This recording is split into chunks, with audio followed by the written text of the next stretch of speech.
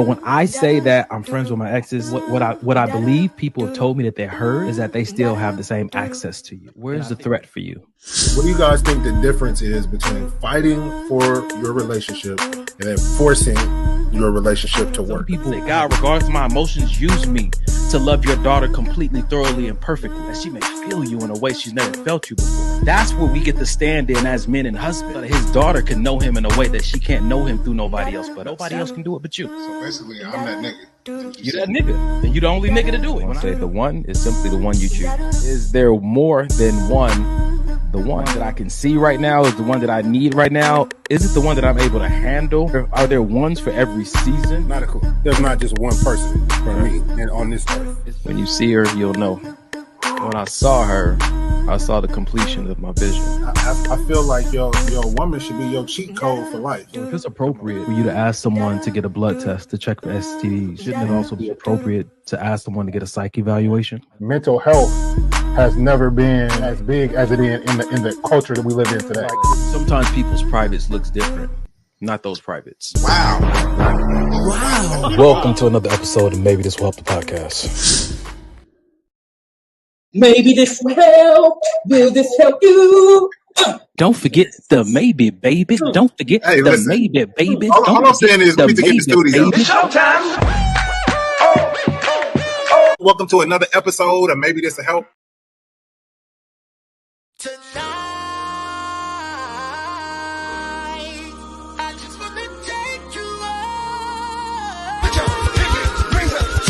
Don't forget the maybe, baby.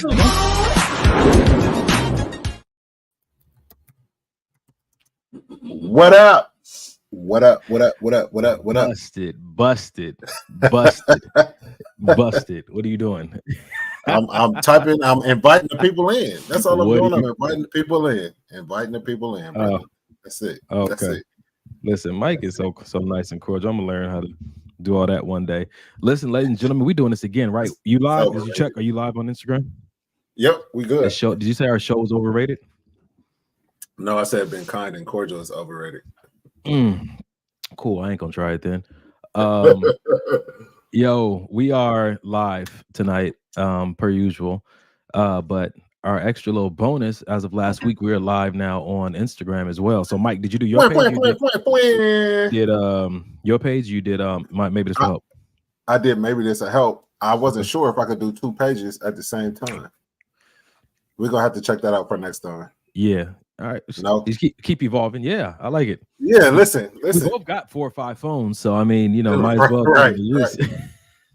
That's a fact. That's a fact. Yo, everyone, welcome to another episode of Maybe This Will Help the Podcast, giving you that relationship talk you can relate to, the good, the bad, the alimony. Man, we're gonna get on here, get vulnerable, get transparent. If you got something of value to say, please say it. We'll throw it in the chat, and then we'll throw it on the screen. We want you to be a part of this conversation as much as possible, and that happens through the chat bar, because what you're about to witness tonight is two brothers talking about their experiment with this thing called life, love, and relationships. It got real last week, didn't it? Towards the end there. Dude, I forgot about that already. Yeah. Yeah. Real. Sheesh. Yeah. So that a lot of people appreciated that, though. What they said was that, I've heard this before, but they don't really see men opening up, being that vulnerable in a public space. And I think what I like about this space is that we're not really thinking about the public, even though we've invited you guys in.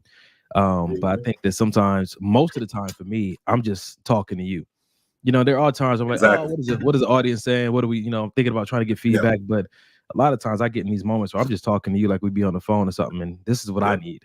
You know what I'm saying? To you, I know with the way our lives are working right now, you know what I'm saying? The fiance, the kid, the businesses, me, trying to work on a new career, you know what I'm saying? Doing a remodel of the house. It's so much going on that for me, we don't talk as much as we used to. You know what I'm saying? We'll touch base. So this Sundays mean a lot to me now, in this season right now that we're navigating. So agreed. Yeah, man. Yeah. Yeah, same thing. Like Donnie just said, same thing on Instagram. If you guys want to tap in, you want to participate. I'm actually going back and forth from our Instagram page and our streaming. So if you guys want to leave comments, please feel free. And I'll be sure to put them up. on the other side, so everybody can see.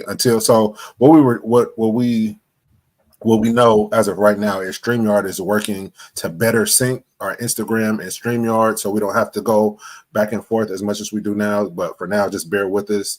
But we're gonna try to get to everybody's comments. And yeah, let's get ready for the show. Yeah, let's get ready for the show. All right, here we go. Listen, if you guys never been here before, all we doing is grabbing posts and videos from online and having discussions about. We just kind of unpack them.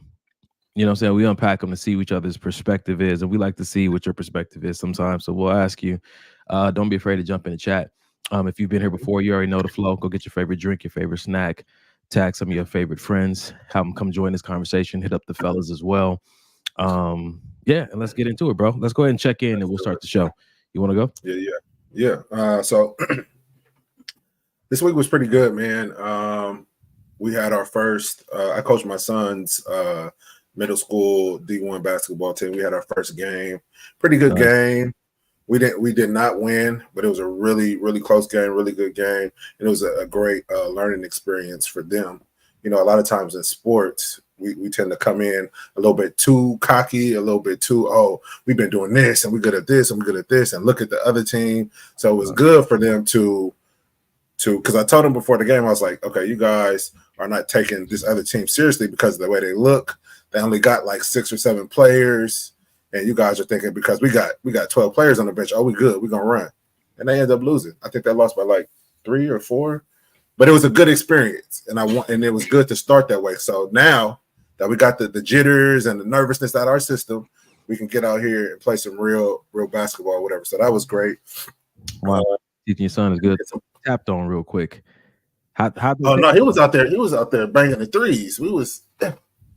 Denham got game like that?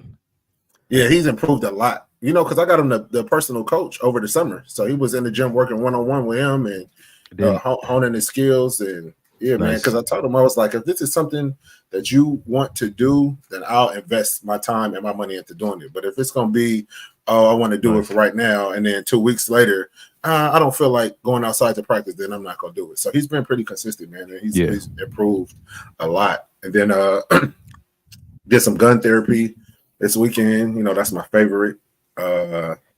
So I'm excited about that. Purchased some new firearms, and you don't do drive-bys no more. Now you just now I'm just a collector, a shooter. You know what I mean? Gonna be starting. Me and my brother gonna be starting not another, but a YouTube gun channel. A fifth business. Okay. Soon this year. So I'm excited about that. But yeah, man, life is good. Just enjoying life and just kind of just sitting back watching what God has in store. Yeah, man. Got my arms ready to catch them blessings. Come on, man. Got them arms ready to go gather that harvest, because that's how it's coming. Yeah. That's how it's coming, 100%, man. 100%. What about you, bro? What's good? Man, respect, bro. Respect all that, bro. You know, I be following your fatherhood, though. You know what I'm saying? I be taking notes, man. Like you inspire me a lot, man. You know what I'm saying to you? And that's one of the reasons, like, you know, you always wanted to have kids, but wanting to have them and know what to do once you have them is two different things. So, like I've heard a pastor say earlier this week, don't you pray for another thing that you don't pray to also be prepared for, right? And so, you know, just same way I was taking notes on how to do relationships and how to do marriage, because I haven't been there yet, taking notes on parenthood and watching you. And you're so honest with me about, you know, the ups and the downs and the struggles of it. Like the stuff you do with them, I'm like, dude, that is dope. You know, especially that fellow who did not have a father. Right. I get that. I get that. Absent father. Let me call it what it was. Yeah. You know, so 100%. Yeah, that's funny you just said that. I was just telling Janae, I'm thinking about maybe starting another vlog with me and Denham called Fatherhood in Real Time. So when we're having these talks or when we're going out doing stuff or because I feel like because I was a single father.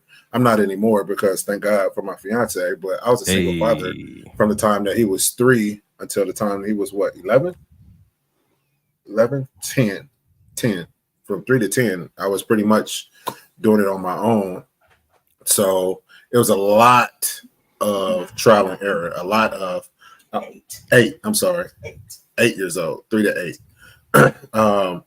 So it was a lot of trial and error, a lot of first I started off, I'm gonna give them everything I didn't have as a child, and I was just like, that's what I want to do. Then I was like, nah, it has to be more than that. I got to teach like life lessons, and I've always looked at these great TV dads and great fathers that I've seen firsthand. And one thing I remember is when that son gets older, he always has these quotes and these things to live by that my daddy used to say to me, XYZ. And that's so big for me. I want my son to be able to say, hey man, I remember when my dad used to tell me XYZ. And like, yeah, so that's kind of my gauge of fatherhood these days. But yeah, man. But back to you. What's up? How was your weekend? How was your weekend? Listen, man, the highlight of my week is that I got a new computer, y'all. So all the days of Mike getting off work early, the podcast early because my computer crashed. I went and got a new computer, bro. When I tell you it was favor, like I'm doing a remodel. Well, I'm remodeling the living room and dining room, but I'm gonna do some hardcore remodeling soon. But I recognize God's hand of favor over a lot of different things that I'm trying to do, like with different discounts or people. Like when I was in Best Buy yesterday, the guy like wasn't even supposed to help me, but I was supposed to get the other girl to help me who helped me last time. He's like, I got you, don't worry about it. Like he had this whole spiel that it almost sounded like a car salesman, but it's something sincere about it.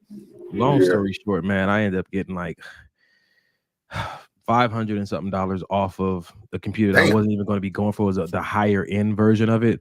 Plus, when it got to the register, another little hookup, and then there's probably another $300 coming my way. So I'm just like, and here we are. You know what I'm saying? And like I told Mike, like you're gonna see now my visual is different because I don't have my other camera hooked up. But like it makes life easier because now all I gotta do is hook up my mic.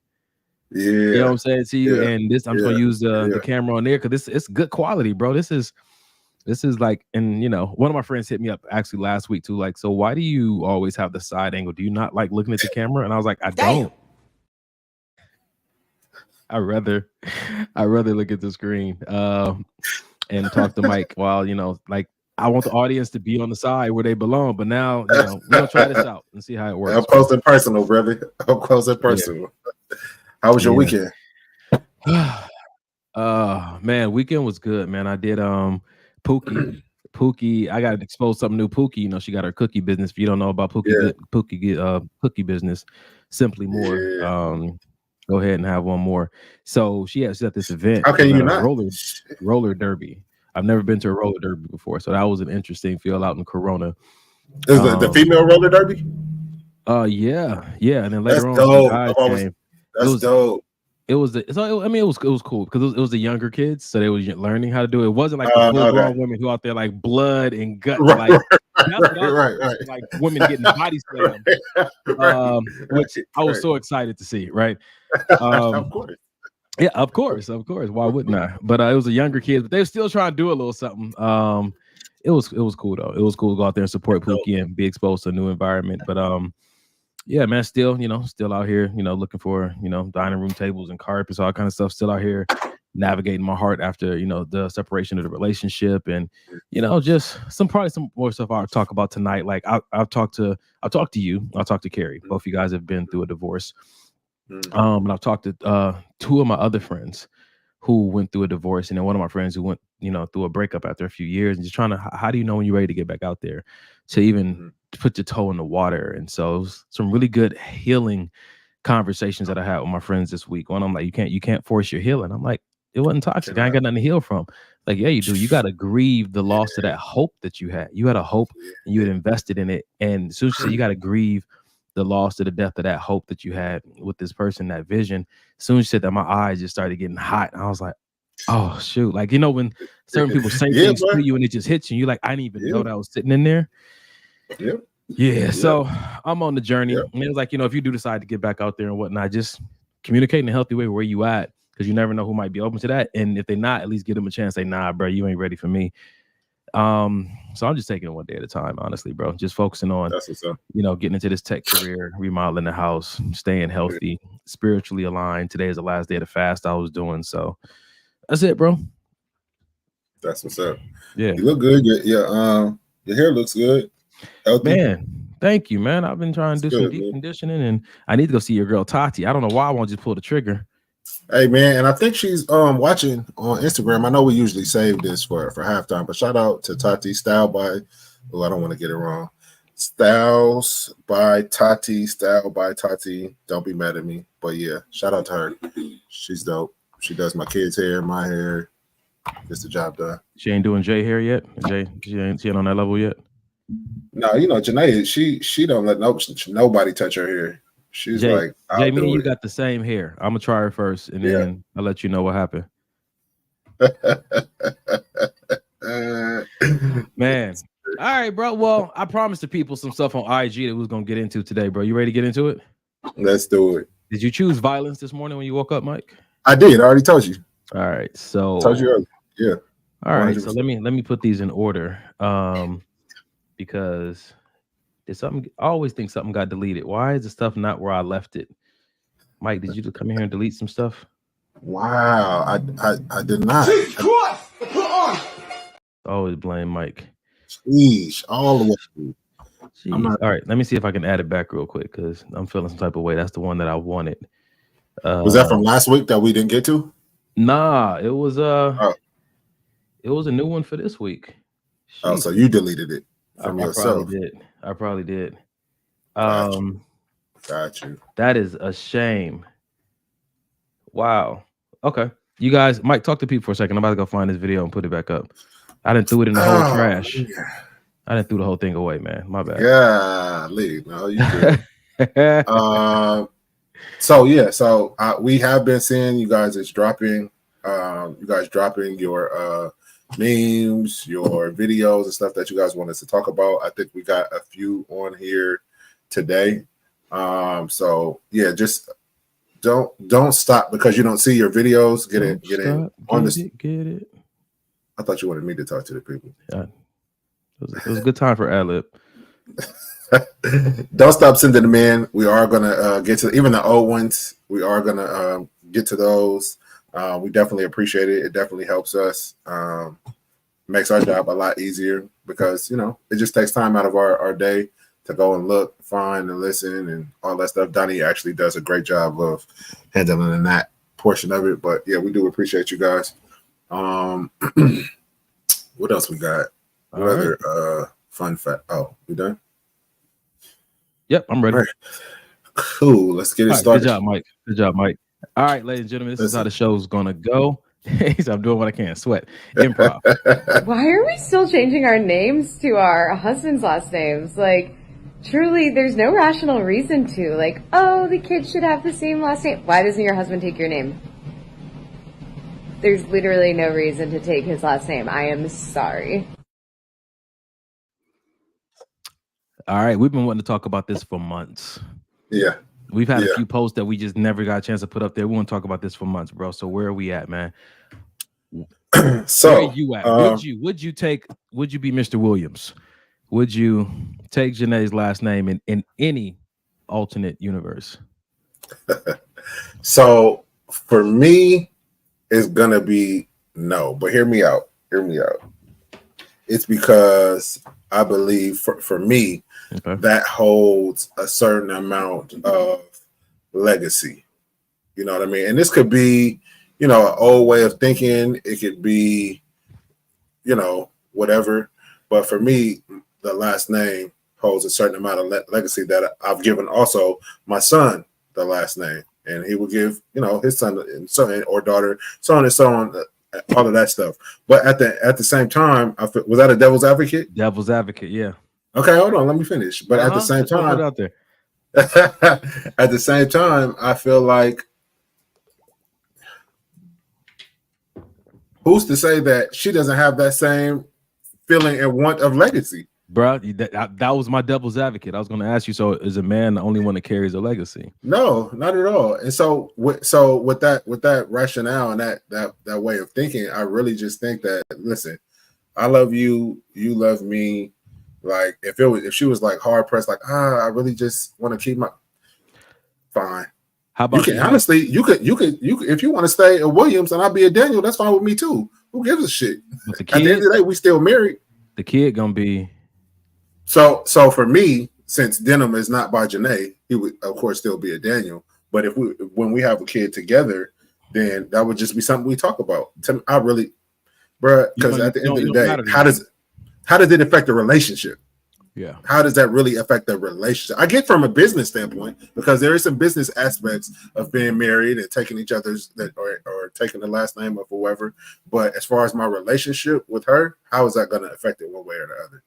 Why am I extremist, man? If people get married, they should change their first and last name, both of them, and pick something totally new, right? Because I'm a different person. Both of us, right? They said that you gotta die.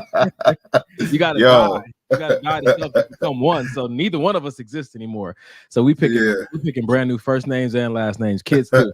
Everybody gets so basically because you're basically starting a new legacy together. Yeah. So okay. What you said, the leg of the legacy is what's been given from the former generation to you and how you the third leg forward. That ain't none of my business. So now that's why men don't change the last name, because it's the third leg. The leg and legacy is the third leg. So only men have the third leg. And only the men. Done and done. We just cracked that code. Yep. We just figured that out real quick. You're welcome. Ain't nothing between your legs. You're not in charge of the legacy.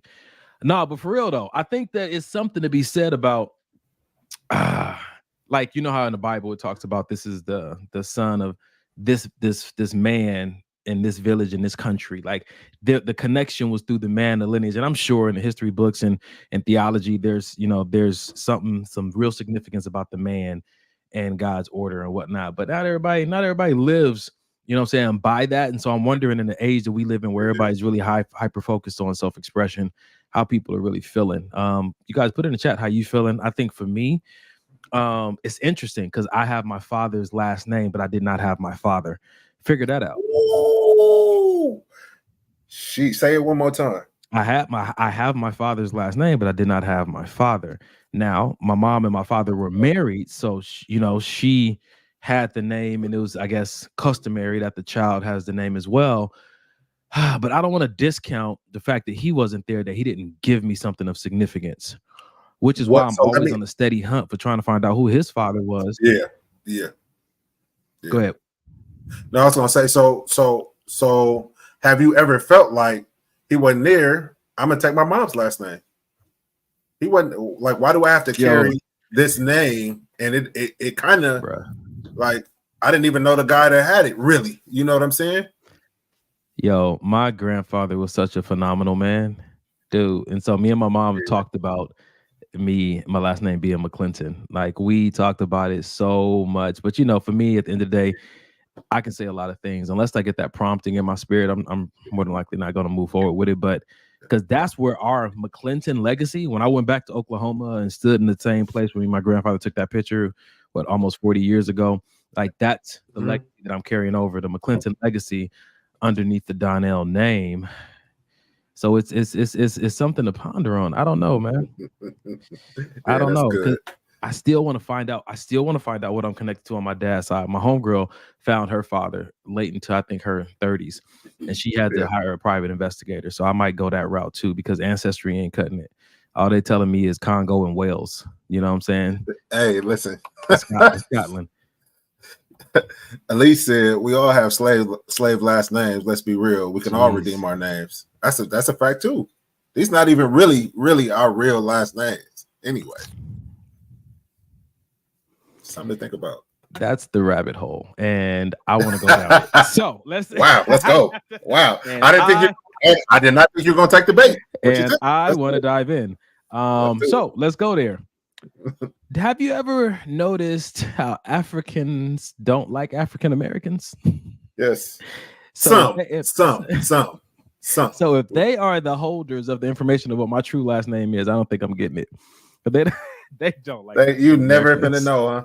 I think that's like I think that's a stereotype, though. And although I've never personally been to Africa, my son has. My mom has traveled there hundreds of times. That she's a missionary, and I always hear the exact opposite. That people are so friendly, so nice. They don't want you to leave. They want to invite you into their culture. And they're almost, see, my African accent almost coming. That's culture. Not what that was. That's not what that was. They want to invite you into their culture. Yes, it was. Nigga, that's Wakanda, and that's not real. I'm so sorry. This is why your passport is getting revoked right now. As soon as you get off the plane, assassination denied. I went to South Africa, bro, and you're right, man. Just incredibly nice people, man. Yeah. I think that, you know, the stereotypes about them not liking African Americans, you know, it's always people who ain't gonna like other people, and you know, so yeah. I don't like you, so because you love me, bro. I understand. That's how. That's how Mike. What flirts. Are we doing? What else got here? Monique said, personally speaking, why would you marry if you don't want the man's last name? Keep both names, but really the man's legacy is important, even spiritually. See, now this conversation has to bring up another conversation about purpose, right? Because we talked last week about the helpmate, the helpmeet.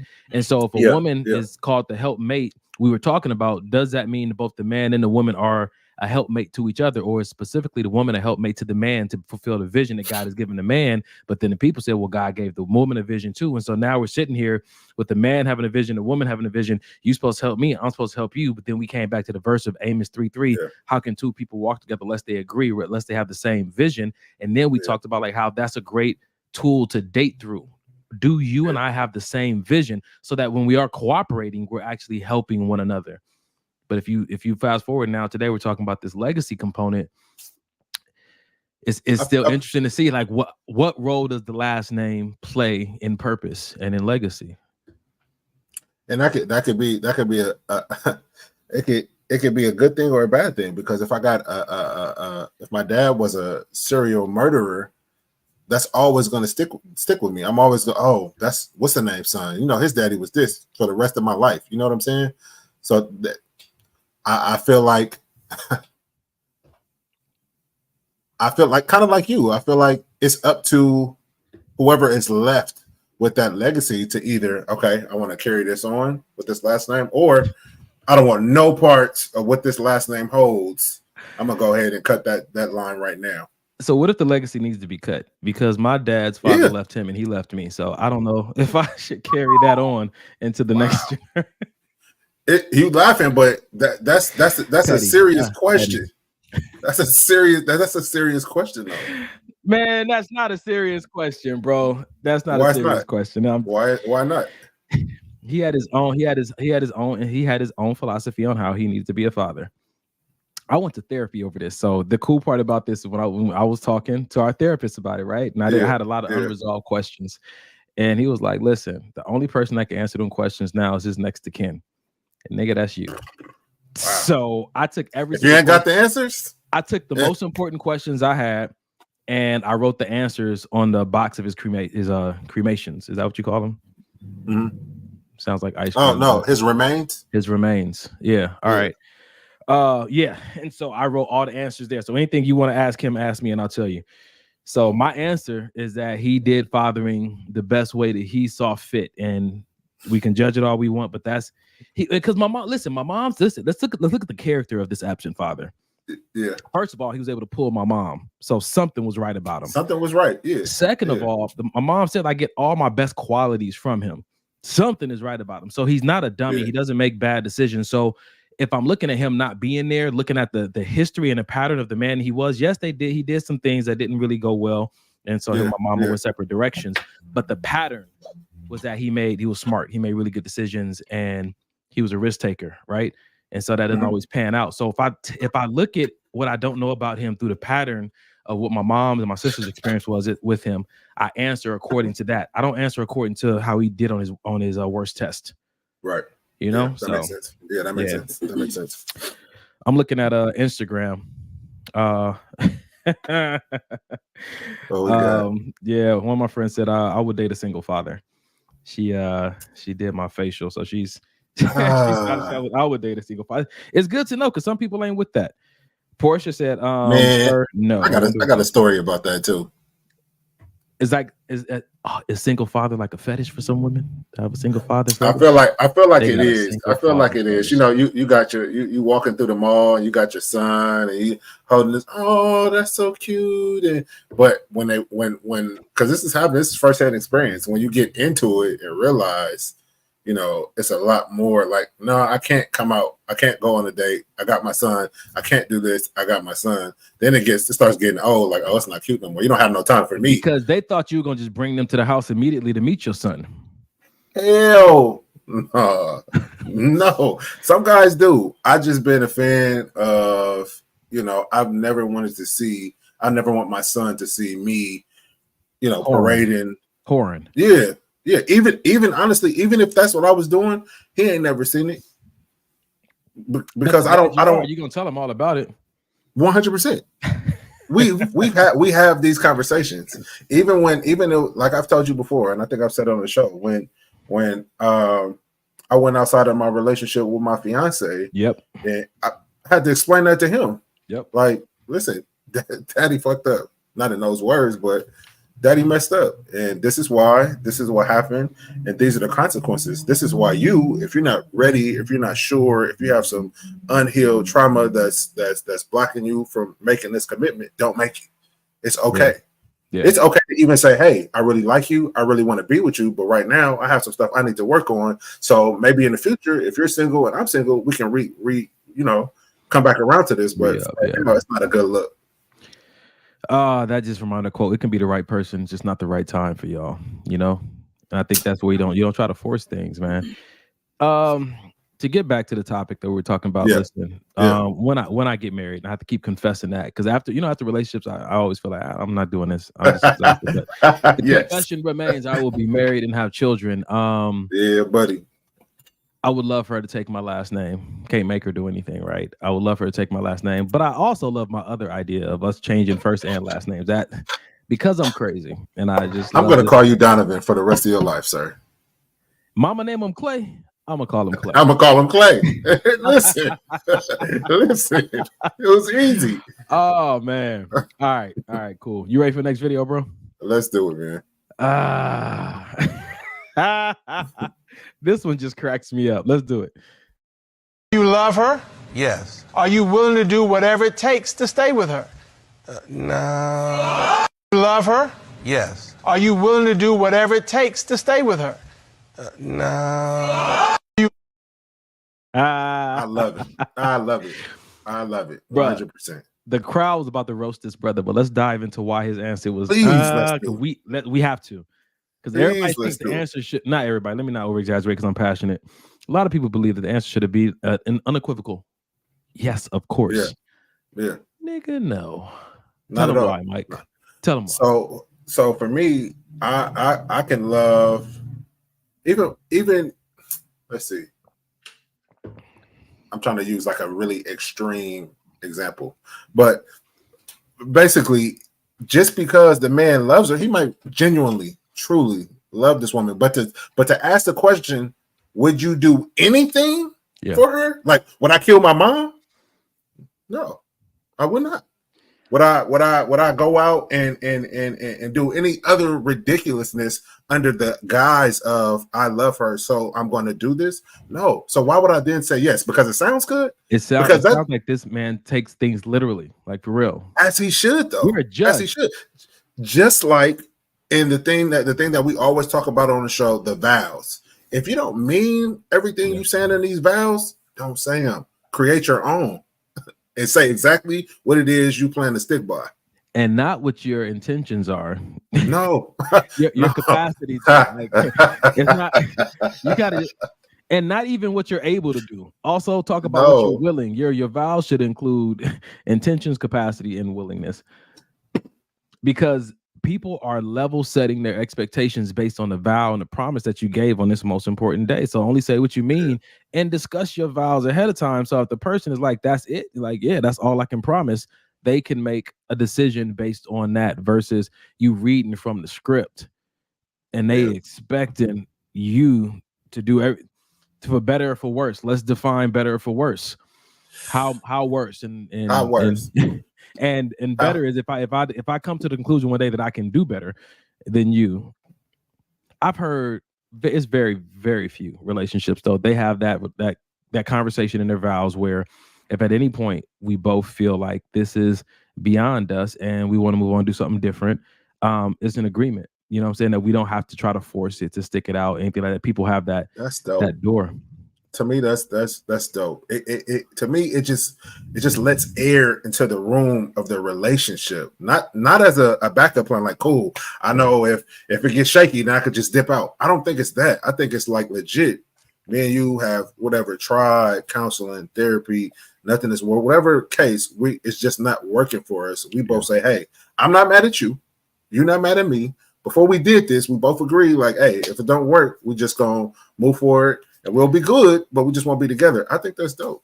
So I'm thinking to myself, would I want to marry? Would I marry someone where that had to be the agreement, or am I? But that's the thing; it doesn't have to be. No, that's what I'm saying. Like I found myself in a situation where we having so many discussions back and forth that had to be the agreement, because it's not just what I want to be, what she wants as well. Or am I more or less going to stick to my guns and be like, no, man, I just want to do this one time and till death do us part. And then again, you know, I meet people who are widows and they've, you know, they're in their second and third marriage because life happened and stuff. Like my dad told my mom that he said he was only getting married one time.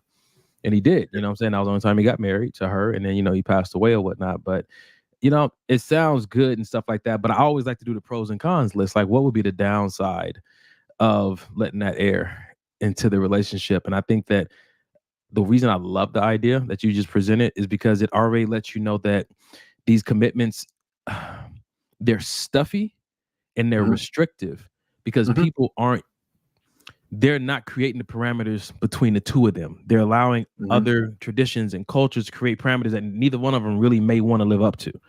Yeah, man. And that's where the struggle begins, when really, if you had an honest conversation, both of y'all was like, listen, we're not even there. That's not even how we want to do this thing. Right. Yeah. If you got something to say something, bro. I'm gonna tell you something that me and my friend were having a conversation about. No, I just want to hop on what Allison said. She said exactly. I never should have said for worse, because what did worse look like, Allison? What did worse look like? Because that ninja cheated with 8 women. I thought for worse meant staying no matter what until God said otherwise. All right, then let's do it. Then she opened up the door. So I'm having a conversation. Wait, do you want to get what does your friend say? The conversation with your friend. It ties into what Allison said. Perfect.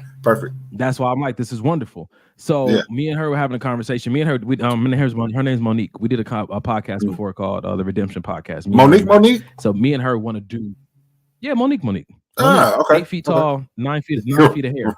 Right. Seriously. So we were, so we were having a conversation because we want to do another podcast. I told her I had to wait until after I, shift careers and whatnot, I'll have more time. But we were talking about how in the Christian community, how they said that Christians struggle more in marriage than people who are non-Christian, because there's so much fear to get it right in the eyes of Christian culture, where you already can't. I think we were talking about how even like some people come to Christ and they don't learn how to be vulnerable. They learn how to hide first, learn how to hide their imperfections so that they can still be accepted, because the cancel culture is wild in certain Christian communities, right? And so with so much fear about, God said love is, patient, is kind, is long suffering, all the kind of things, then we endure abuse. And then there's also that scapegoat to where we don't practice, like we don't develop the skills of active listening and learn how to be empathetic and stuff like that. We think those are secondary, and that even if we don't have them, our partner has to put up with it because they love us. And that's how God loves us. And so now we're trying to love like God, which we're incapable of, instead of letting God love through us, through where we presently are in our abilities. And it's all these like over spiritualizations of some very practical relationship things. And I don't want to say over spiritualization is a judgment. Everybody has a different standard of what it looks like to them and a different interpretation of the Bible. But that right there starts to create unnecessary hardships, in the dating and in the relationship for people who don't know how to communicate honestly. Because sometimes you're honest, you looks like you're being judgmental, or if you're real honest, you'll look carnal, because you still are. I'm still working through some stuff. I'm trying. Human. bro, I'm trying to work on being pure, but you want me to not cuss, and you want me to not look at people a weird way. You want me not to do these things. I have to go to Bible study every week, and I have to show up to church, and like it's all these things you want me to have mastered and perfected. Isn't that my life's work? Isn't that me working out my faith with fear and trembling? I don't have it all right today, and so it's almost like they're looking for where you don't quite have it. And if you're not careful, you'll try to live up to that standard. And when I talk about the pressure that comes on you, that's self-inflicted, that's what I was talking about when you said let some air into the relationship. Yes, because it's all the air is sucked out because you got to be Jesus Jr. You got to be holy every day for a certain environment, for certain people, and that's tough. And it's crazy. It's crazy because that type of relationship can become toxic. Like, for instance, I was in a relationship. The relationship was great. Like, it started off great, and then she wanted to get closer to God, and I was all for it, as did I. So hey, let's do this thing. And then it became, okay, well, I'm not listening to any more secular music. Oh, okay. I'm not watching anything but church. I'm not reading anything but the Bible. And then it became to get stuffy and like suffocating, and like now because you're judging me, because if I want to go see a movie, now you're judging me because what I want to do, what I choose to do. And now because I'm not getting convicted the way you feel like you are, now I'm not a real Christian, I'm fake. Okay, well, I hope you find the real Christian or the real God believer that you're looking for, but he ain't me. Grace, man. Grace, just in consideration of if it's hard to accept honesty from other people when you won't be honest with yourself. Because if you would be honest with yourself, when people were honest with you, empathy would be automatic.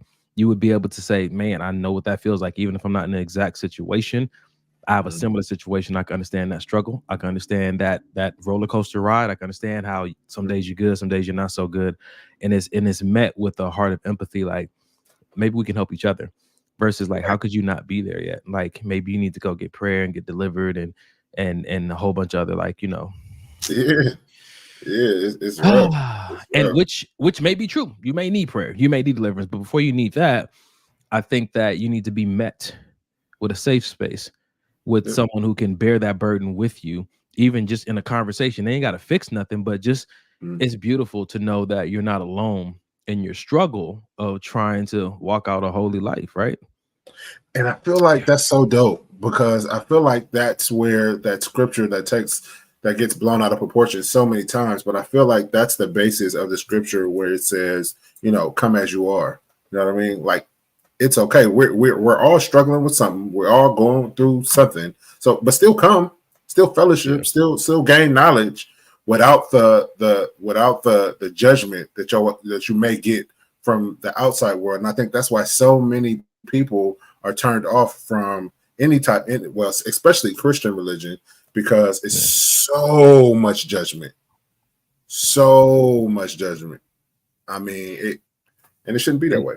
And it's beautiful. This is like, like I said, we're going to church, and it's beautiful when you find a Christian environment, a Christian church where that's not the case. Yep. You just almost like melt into, it's almost like you want to be there all the time. You want to serve and all the things naturally, right? It's all the things that people want you to do because you're a Christian. It's interesting when you find yourself in a Christian community that's loving and accepting like that. Those things are innate. They just come out naturally. It's a craving that you have versus, trying to make everything about a conviction. Yeah. Yep. Agreed. Yep. All right. I don't even know what that last video was about, but it was good. Oh, that nigga said, You love her? Yes. Are you willing to do whatever it takes? so before we move on, we got to talk about what I believe I saw in his brother's eye was the manipulation factor. Are you willing to do anything? Look at her body language. I'm about to judge her. You love her? Yes. Are you willing to do whatever it takes to stay with her? No. You love her? Yes. Are you willing to do whatever? She thought she was about to hit the lotto. So well, do you love me? Listen, I'm so out of line, but I am being I'm assuming everything and judging, but I want to have a conversation about it because it's resonating with me in a place to where I've been multiple times about people having this entitlement because I'm Christian and I'm a man of God and I'm called to love, that anything that they say should go. Anything that they want, they should have from me based on the fact that I love them. And I think one, that it's witchcraft. I think two, that it comes back to one of my biggest pet peeves, which is emotional manipulation. That is so strong for me because I didn't grow up with that. And I think that a lot of people did. And so they've normalized, they become numb to it. My mom did not do that. So when I sense it and I feel it, it's obviously toxic to me in a very alarming way. So no, it is. A lot of people will take advantage of that. Oh, I know Donnie loves me and I know he cares about me. So let me just, for lack of better words, pause ahead of time, milk him for everything he's got, because you know, his beliefs, his moral compass, his what he's taught, he can't say no. What's the phrase though? You know, you've heard the phrase in culture, if you was a real man, you do X, Y, and Z. And so the same thing goes, like if you was a real Christian, if you was a real man of God, you do X, Y, and Z. And that's manipulation 101. You know what I'm saying to you? And so I've gotten to the place to where I guess I'm not a man or a Christian. Because if that's your standard of it, I'm not living. And at the end of the day, I don't have to prove my relationship with God to you by my actions anyway. Now look at this. Same thing we said about the marriage vows, and I mean, same thing said about the Christian communities. When you're in a relationship with a woman, and this is what I heard from different people's testimony, to where you are met again with that kind of empathy and camaraderie and love and patience, and not that that woman is perfect, but she's putting forth that kind of effort to create an environment for two hearts to mend together. The answer is you're going to crave to find a new way to die for her daily. You're going to crave to find a way to serve her and make sure she has more than what she can handle. You know what I'm saying? So the judge wouldn't even have to ask that question. It's an unequivocal yes, absolutely. That's my goal every day, to find my best way to serve her and make sure she had, because this goes back to a quote I've been saying for years. Nothing can exist without an environment for it to exist in. When people hyper focus on creating an environment, everything that they need will come because they're focused on the environment. Everything else is just a fruit of it. What you got, bro? On top of that, if you know you got a good woman, your answer would easily see to me, because his to me that says something about her. Because if I know I got a good woman, it's gonna be easy for me to say yes, because I know she's never gonna put me in a situation that will be compromising for me to ever even want to say no. So let me ask you the question. So see, now it's the question: is there levels to love? Because if this brother's like, nah, I interpret that as I love her, but I don't love her like that. You know what I'm saying to you? So is there levels? Is there levels to love? That's a good question. Because initially I want to say yes, right?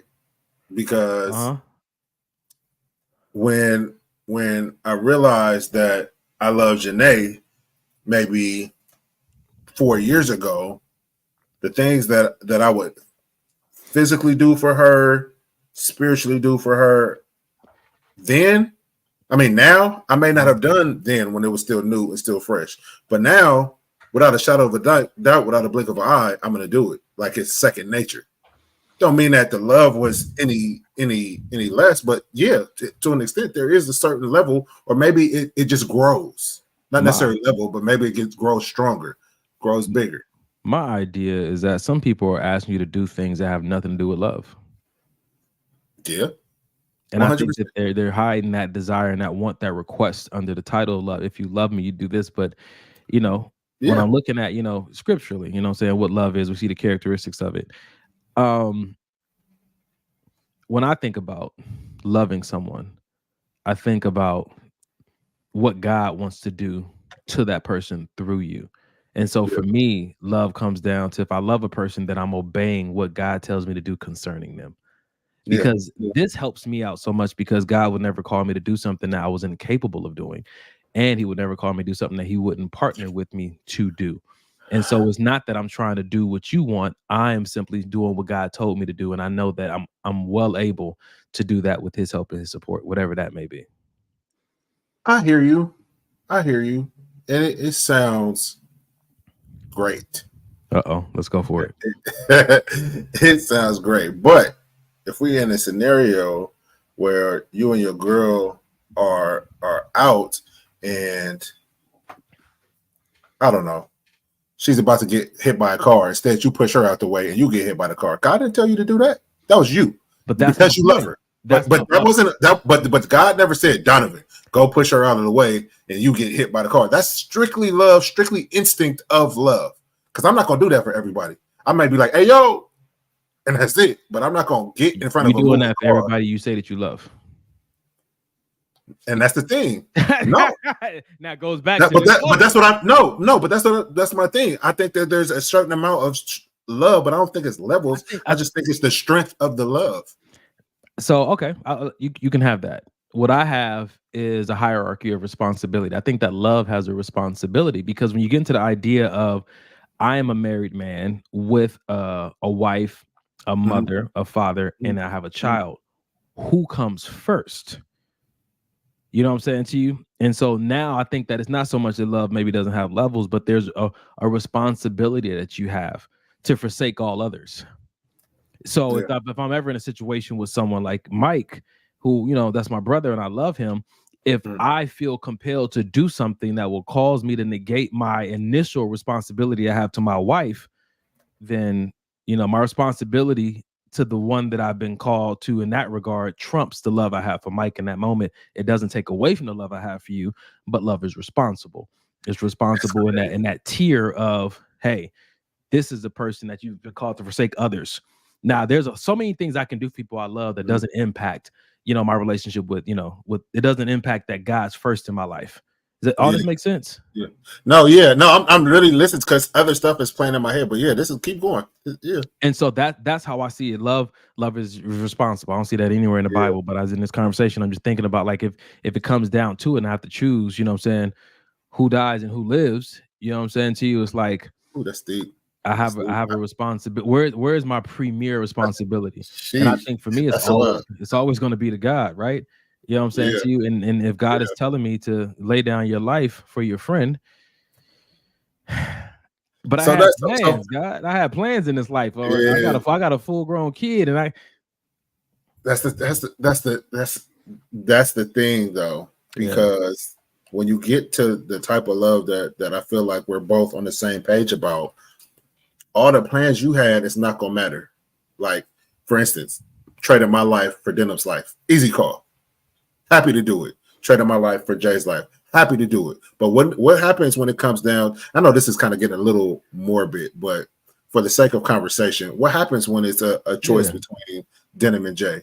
I can honestly say, of course, biblically speaking, my wife. That's what it's supposed to be. But I can honestly say I'm not there yet.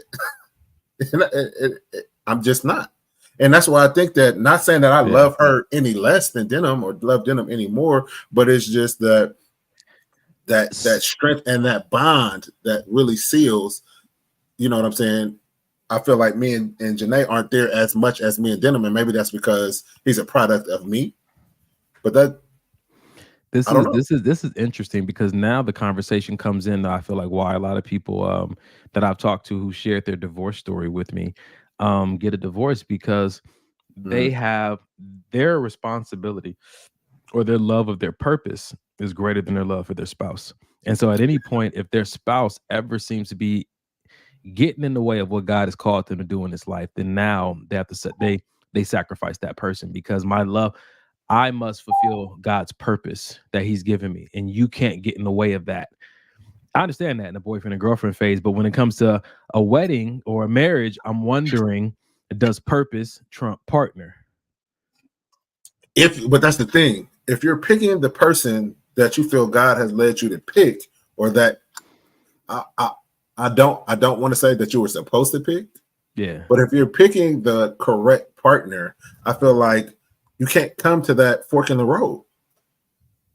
You pick the correct person, they're going to be person that this is just totally attacking your purpose. How about having a rough day? You know what I'm saying? Like, Mike, your purpose is to, you know, your purpose is to bring X, Y, and Z right into this generation. And you do that somehow through guns and everything. And you get to a place in your marriage like, you know, babe, these guns are making me nervous now. Ever since what happened. I'm tired of it. You got to give the guns up. You got to give up this gun ministry. And you're like, but that's what I've been called to do. But you're my wife. And so how do I?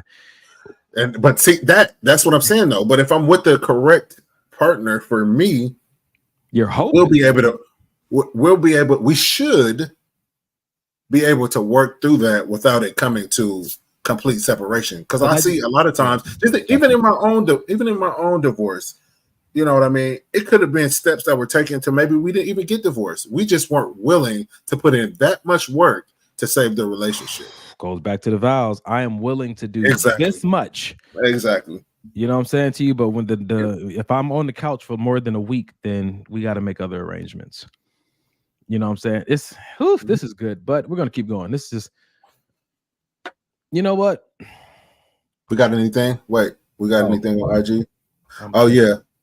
Tribe Jesus, don't try. Oh, Tribe Vibe. I know what that is. Tribe Vibe LA said, love is responsible. That's a sermon. Then preach it. I'm not sure where else to go after that. I just felt it in the moment. It's real talk though. Yeah. And then Janae said, maybe she's not deserving of whatever it takes. Ooh. God. Ooh. Maybe we ain't there yet. I never even thought of it from that standpoint. Maybe my man is like, nah, because he already knows she don't deserve that. See, this is what it is. Oh, that's good, man. So we have been called to give a certain thing to our wife. And so anybody who occupies that title believes that they're entitled to what that offering is, right? Mm-hmm. And in some ways, it might be right. Like, don't marry her unless you're ready to give everything that's due to a wife.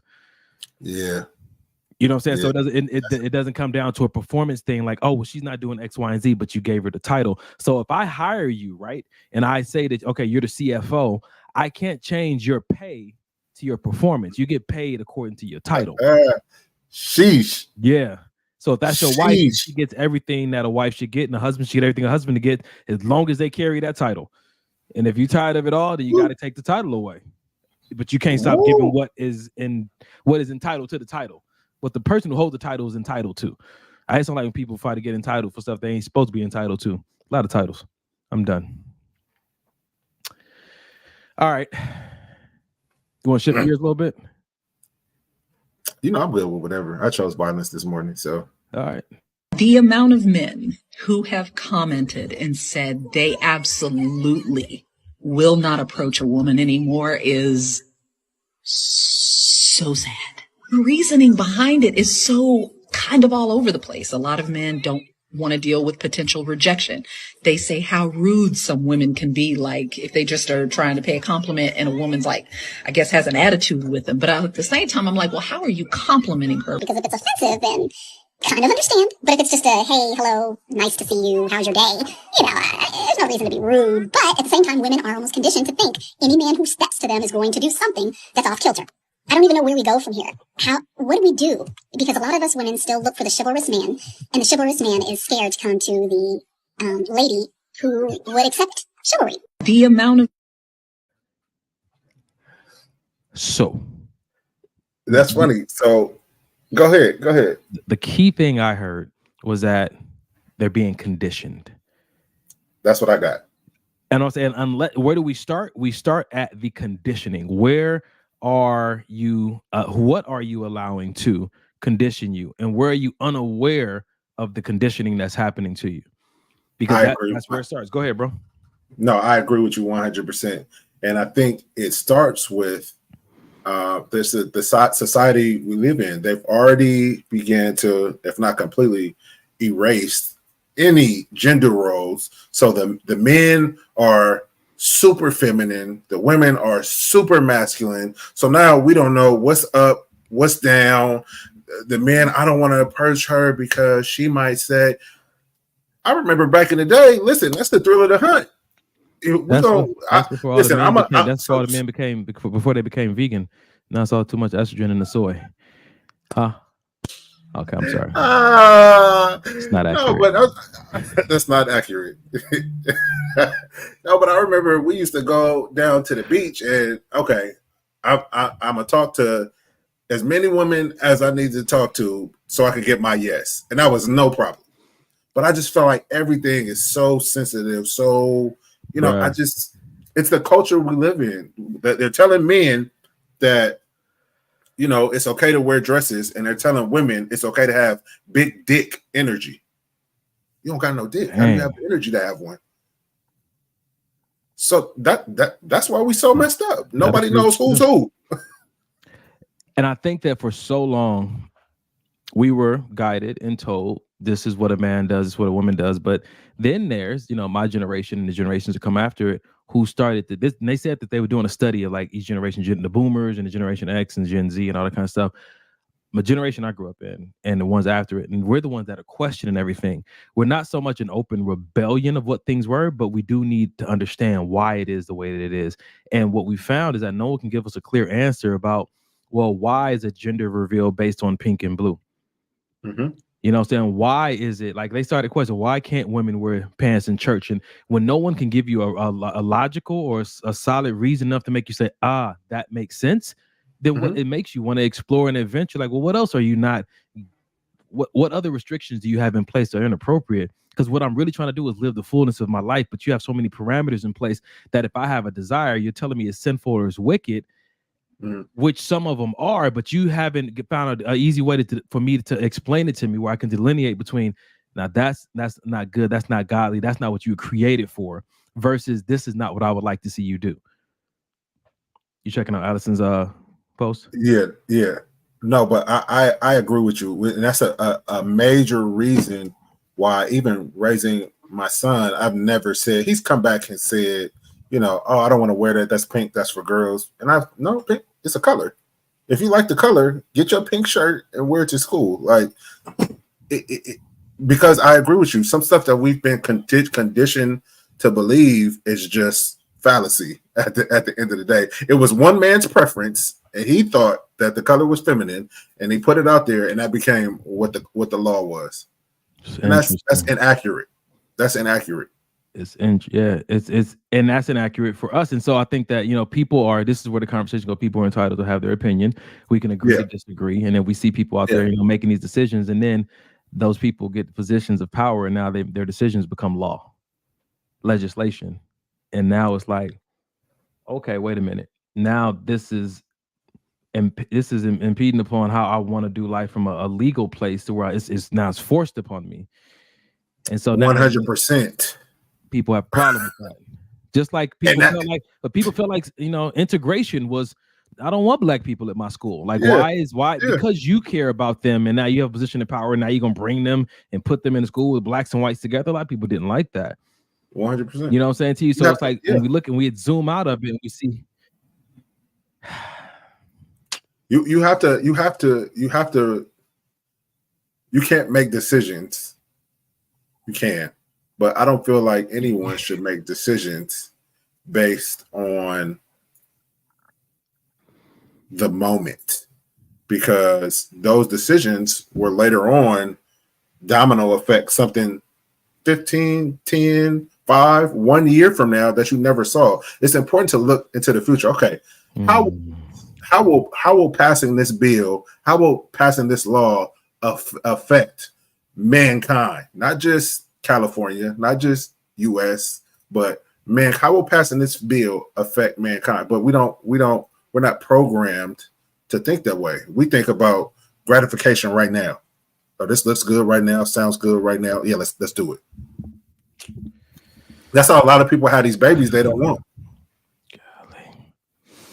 Because it feel good, you look good. Oh, you look good too. Okay, cool. I'm leaving. I'm flying out tomorrow night. Let's just go do this right now. And like now you got to he said a nut could turn into a 9-year-old real quick, bro. So be careful. I like that, and I will probably use it. I will probably tell that to Denim. That's pretty good, bruh. That's pretty good. So fast. Wow.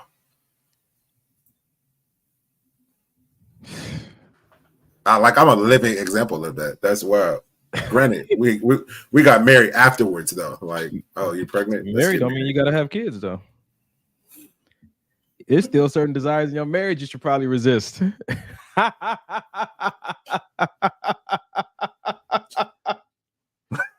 I married you, but I ain't ready to have kids with you. I mean, that's another conversation you could have. Let's be honest. Like, I want to do life with you, but I'm not sure if I want to do that part of life yet. Let's work through a few more things. Let's not just immediately have some kids.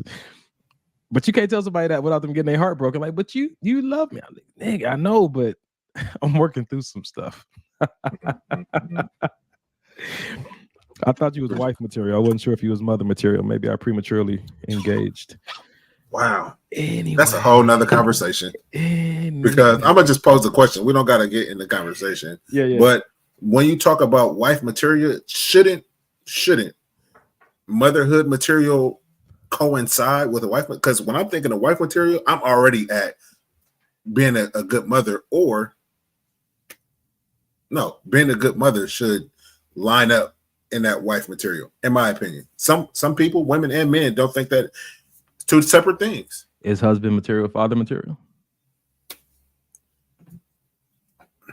Should be. Because I'm not gonna marry a woman that I can't see raising my kids. That is great advice. We've been giving that for years. Don't marry a woman. Did I live by that? Have I lived by that thus far? No. But for the future, for the future, that is my belief. Marry someone that you wouldn't want your child to be like. Man, listen. I've never heard that, but that's also really. You never really heard good. that? Oh man, no. Yeah, that's really good. Don't marry someone you wouldn't want your child to be like, because they gonna be like them. I'm not sure how much, but some of that is transferable. It's so crazy how so much I see of Denim's mom in Denim in his mood sometimes, and it's like you almost have to redirect that because he doesn't know where it's coming from. You know, he has no clue, and we literally have to talk about it. Like, oh, your mom was XYZ, or I used to have those same anger issues or didn't know how to express myself. So it's just important when you are dealing with that to have those conversations, not just let them feel and not know why they're feeling. Yep. Speaking of, nope. I'm gonna say that. My mama don't. Amber said, hold on, let me put it up. Don't marry anyone your mama don't like. I feel like that you can't. I feel like you can't really go by that because for my mom, nobody, even though at some point it was me and not the woman, but when you are a mama's boy at a younger age, no girl is going to be okay for their son. It's always going to find or be some issue. You sure you want to? Oh, well, don't get your always. At least for me, it was that way. I'm gonna give Amber a chance here before I just jump off of that one comment. Explain to you what you mean by mama don't like, because mama ain't got to marry. So I'm just trying to see what you meant by somebody your mama don't like. Because in certain cultures, what the mama likes is important because the role the mama's going to play in the relationship is significant. She about to be all up in the business. And so the investment that she's allowed to make in relationship validates why her liking a person is important. For other people who know how to set healthy boundaries with their parents. Am I being sassy? I'm gonna relax. Unhealed. Anyway, yeah, I'm gonna relax. How she knows you and all you.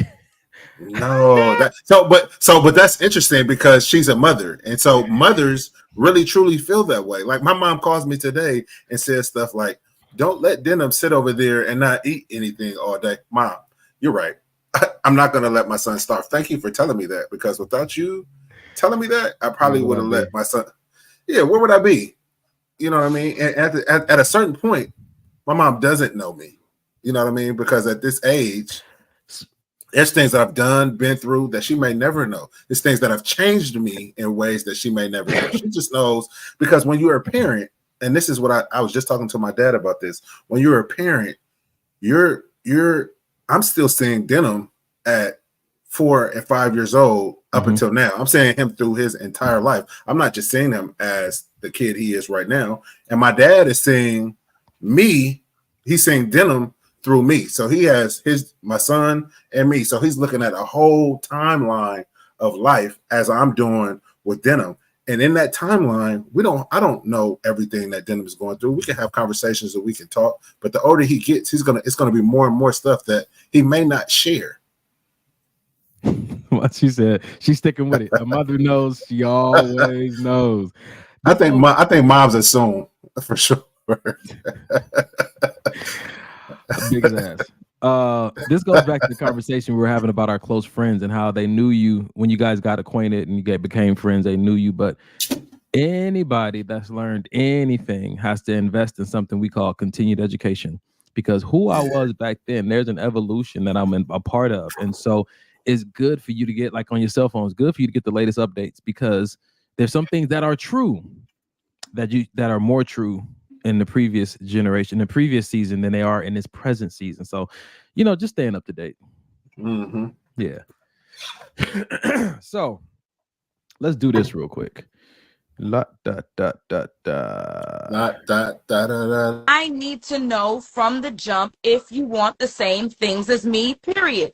That's like for any kind of relationship I'm trying to forge. If you are a hairstylist and I'm looking to get my hair done, do you do braids? No, you're an inappropriate match. So I'm gonna go to the lady who does the braids. This is not outrageous. It's very reasonable. It's very logical and fair. I'm gonna go to the person. If I know that I need assistance when it comes to childhood trauma, I'm not gonna go to the therapist that works with someone who deals with workplace conflict.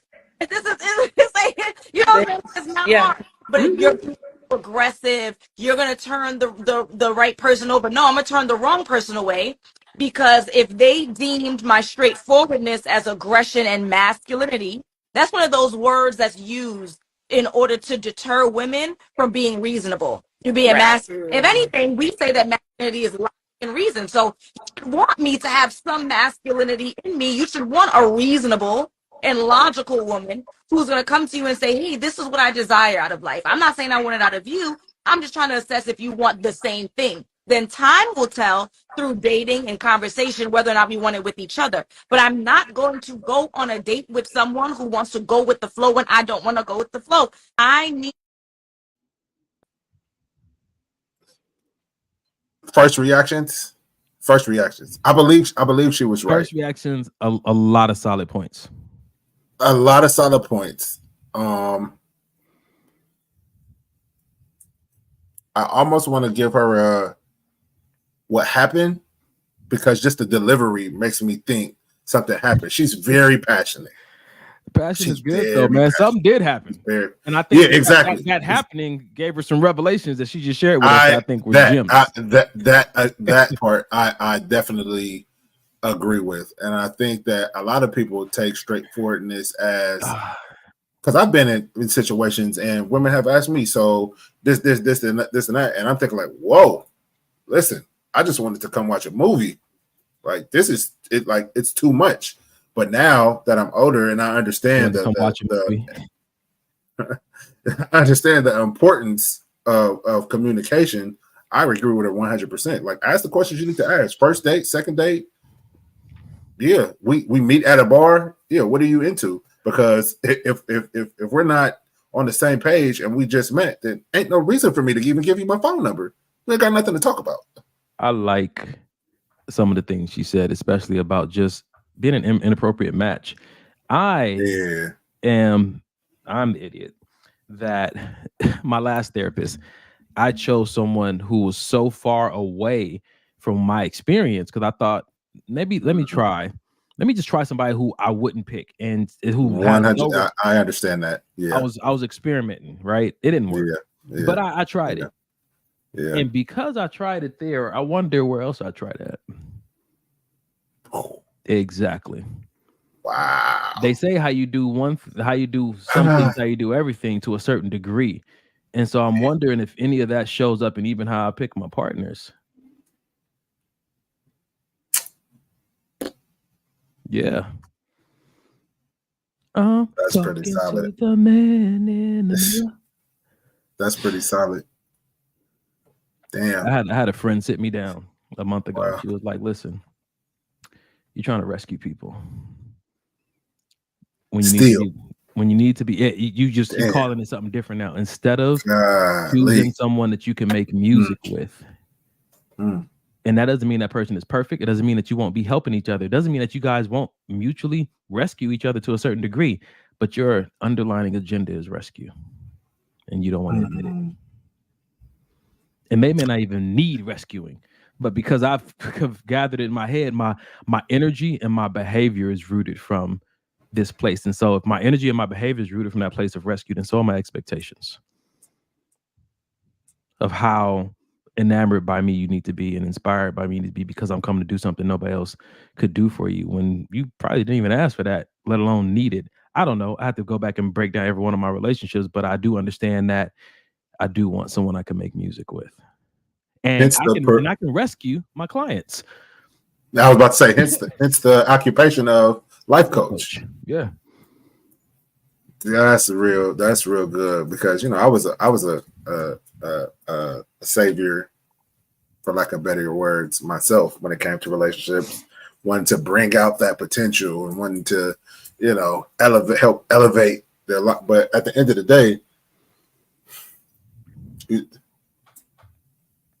now these days, I don't, and this might sound bad, but I don't want to be with a project.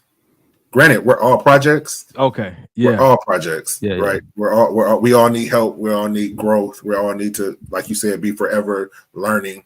But I don't want to get with somebody under the auspices of you have potential. I want to help you bring that out. Like, I want to help you. No. If I can assist, great. But I don't want to see myself as this.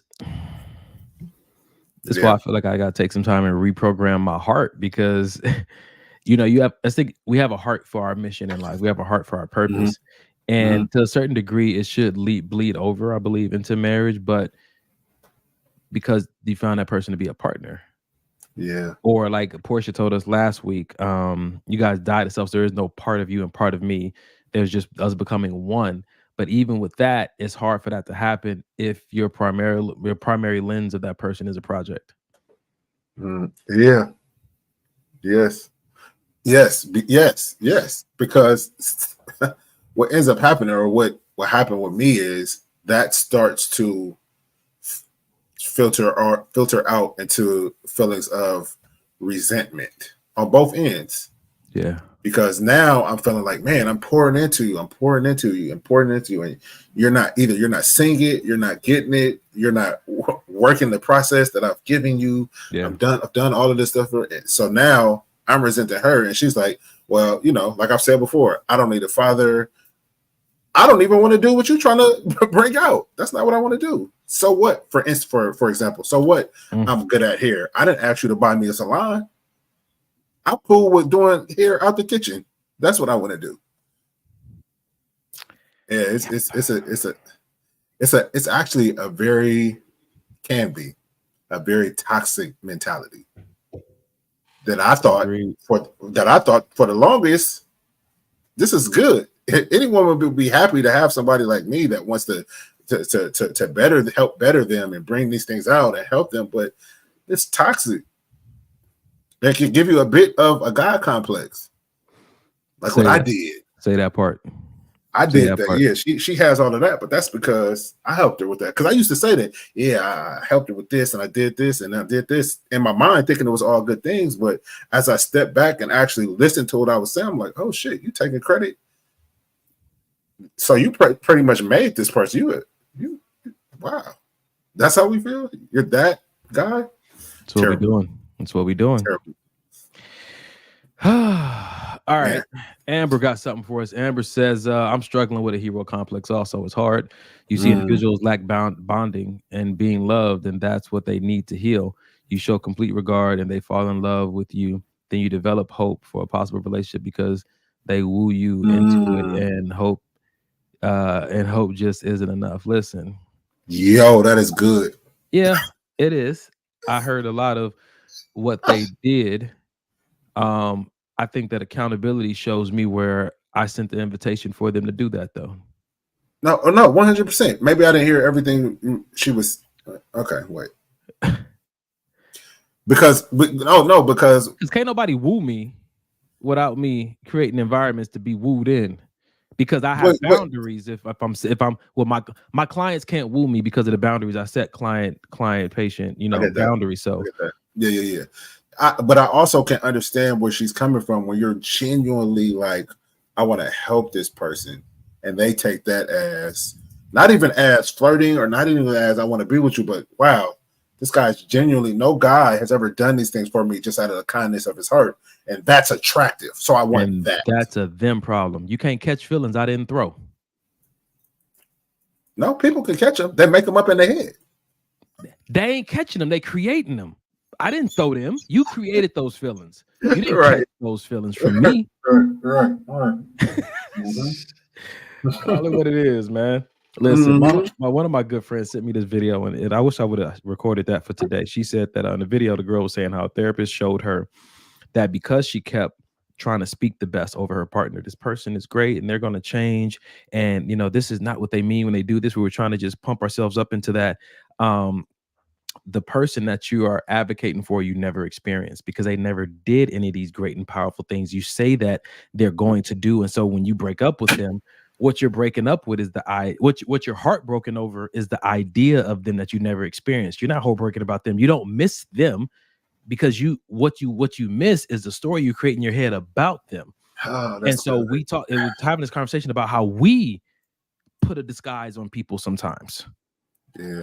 And ask them to live into that idea. And we, set up an environment for our own hearts to be broken because they never wanted that, nor never have agreed to it, when we should have just been honest with ourselves about what they were showing us and if we were okay or not okay with that, and made either a deeper commitment or an exit plan according to exactly what we were looking at. But again, we talk about this going back in the Christian community. We have to call those things that are not as though they are. And then we start operating from a delusion. And then it ends up kicking us in the long run because we're like, what we wanted for this person, even what God wanted this person to be, doesn't mean that's what that person wants to be themselves. And you got to deal with them right where they are, unless God says something otherwise. So, yeah. We got some comments here on Facebook. I hope I'm pronouncing this right. You taking over my job. Oasis said you should choose them, I'm assuming meaning a partner, based on how you want to pour into them. It's good. Choose them based on how you want to pour into them. Yeah.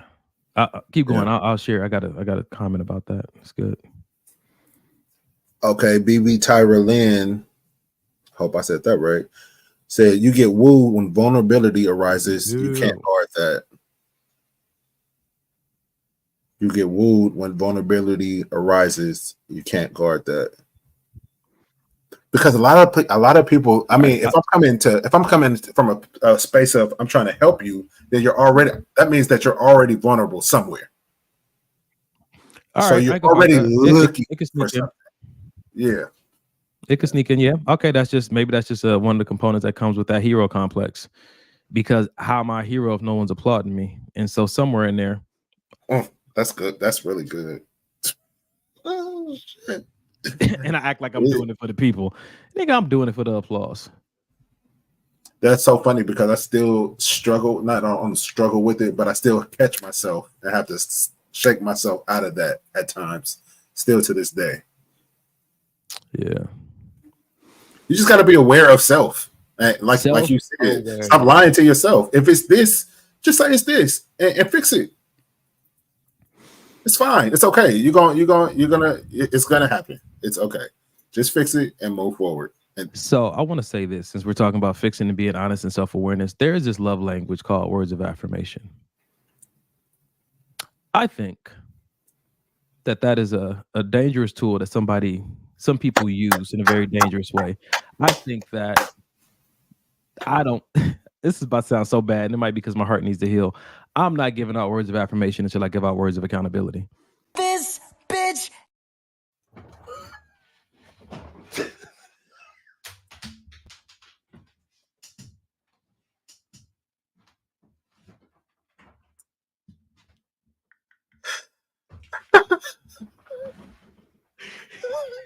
Continue. Stupid. You stupid.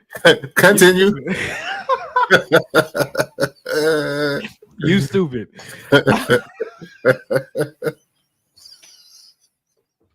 I retract my statement.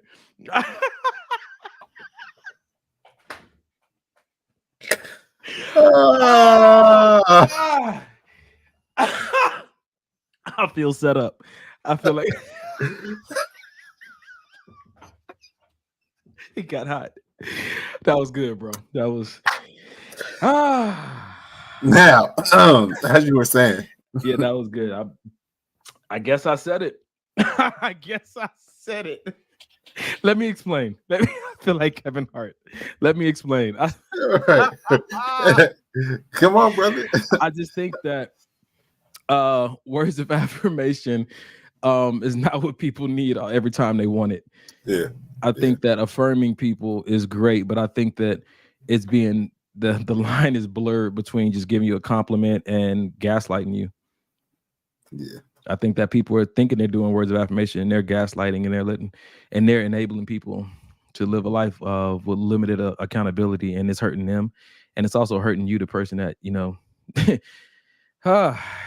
and is it affirmation that you need or esteem? Because I can't give you esteem. You have to give that for yourself. That's why it's called self-esteem. I can't give you that by the things that I say. Bro, because that stuff can become addictive to where you can't even function. Right. I need to hit. That's why you see all these a lot of people fishing for compliments and fishing for this. And did you see, like, hey, that's not what I'm here to do. Then we'd have to apply that same. I'm wondering if I would need to apply that same logic to the rest of the love languages: physical touch and touch myself. Yeah. Gifts, buy yourself gifts. Watch yourself, Mike. Watch yourself. No, you got it. You got it. You got it. I'm moving on to the next video. I don't care. I don't care. I don't care. So let's do this. Let's do this.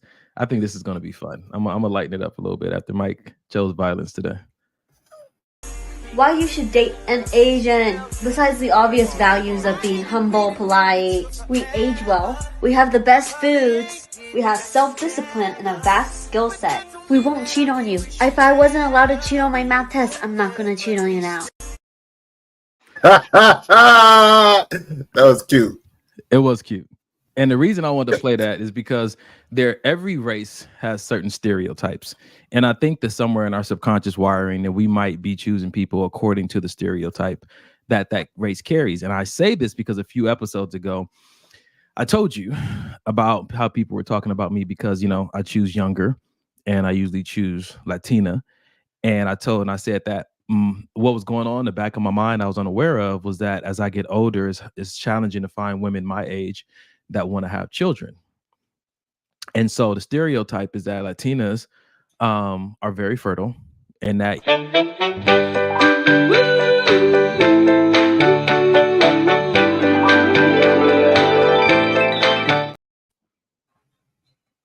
That's why you chose them? I'm taking your controls away. I'm taking because it's past Mike's bedtime. Listen, brother. Listen. I'm sitting here trying to have a therapy session. I get flashed, right? And I just thought that you was talking about choosing Latinas, and I thought, what I'm saying, maybe first of all, she was Dominican. Wow, you could tell by the knees.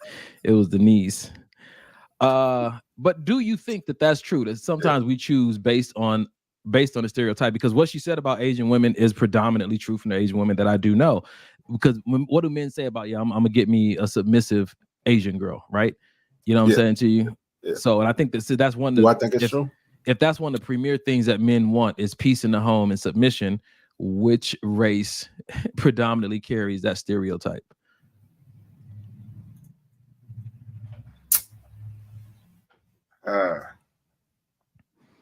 I get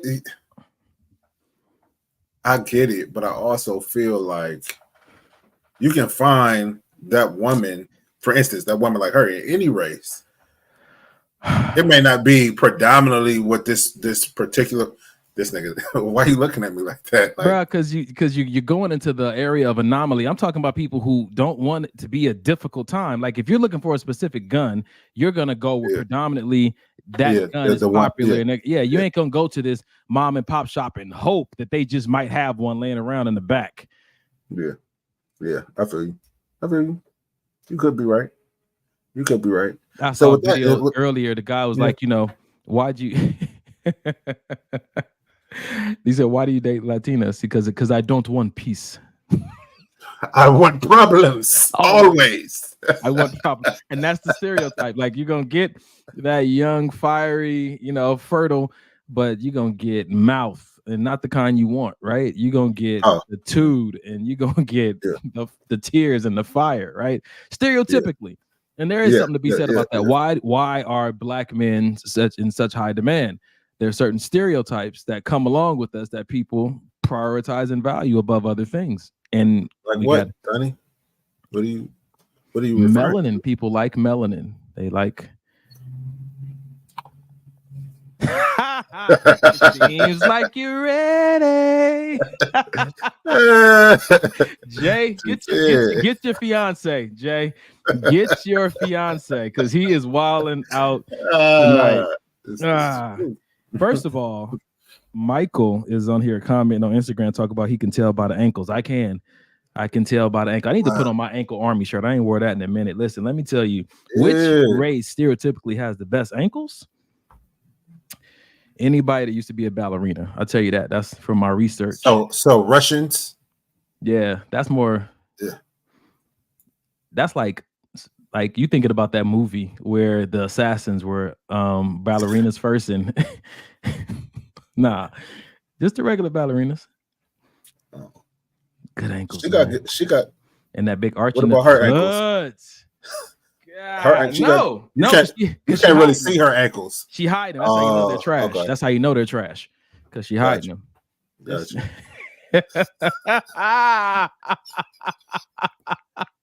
Johnny said, if you ain't got ankles, that ain't no point. Listen, no point. That's look at this. Hazel gonna put the ballerina feet in with the arch in it. That arch, even though it looks like a deformity, bro, it works for me. There ain't no foot should do that. Ain't no foot should do a cursive in like that. Agreed. But I like it.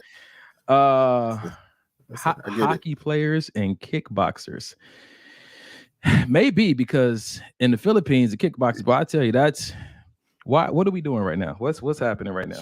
You need to go to therapy. Get your.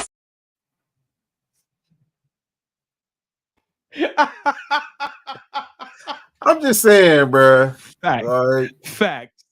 Yeah. Facts. I think you missed a couple weeks. Facts. It's showing. Your therapy is showing. My therapist let me talk too much. She didn't say nothing back. This is the result of that.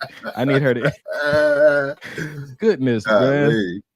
It's supposed to self-correct, Donovan. Self-correct. You still ain't answered my question. Did you ever date from a hyper focus on stereotypes? Yes. What were you into, and why? Who did you choose to fulfill that fetish? Wow, this is the question that you answered me right now. You didn't answer that question. Why are you giving me this question? Because I ask better questions than I answer. That's why. Hey, there's some truth to that. There is. Who did I choose? So I've dated a bunch of different races, but I think I was on white girls when I was younger for a while. But it's so weird. But it's so weird because I like the white girls that acted like ghetto black girls.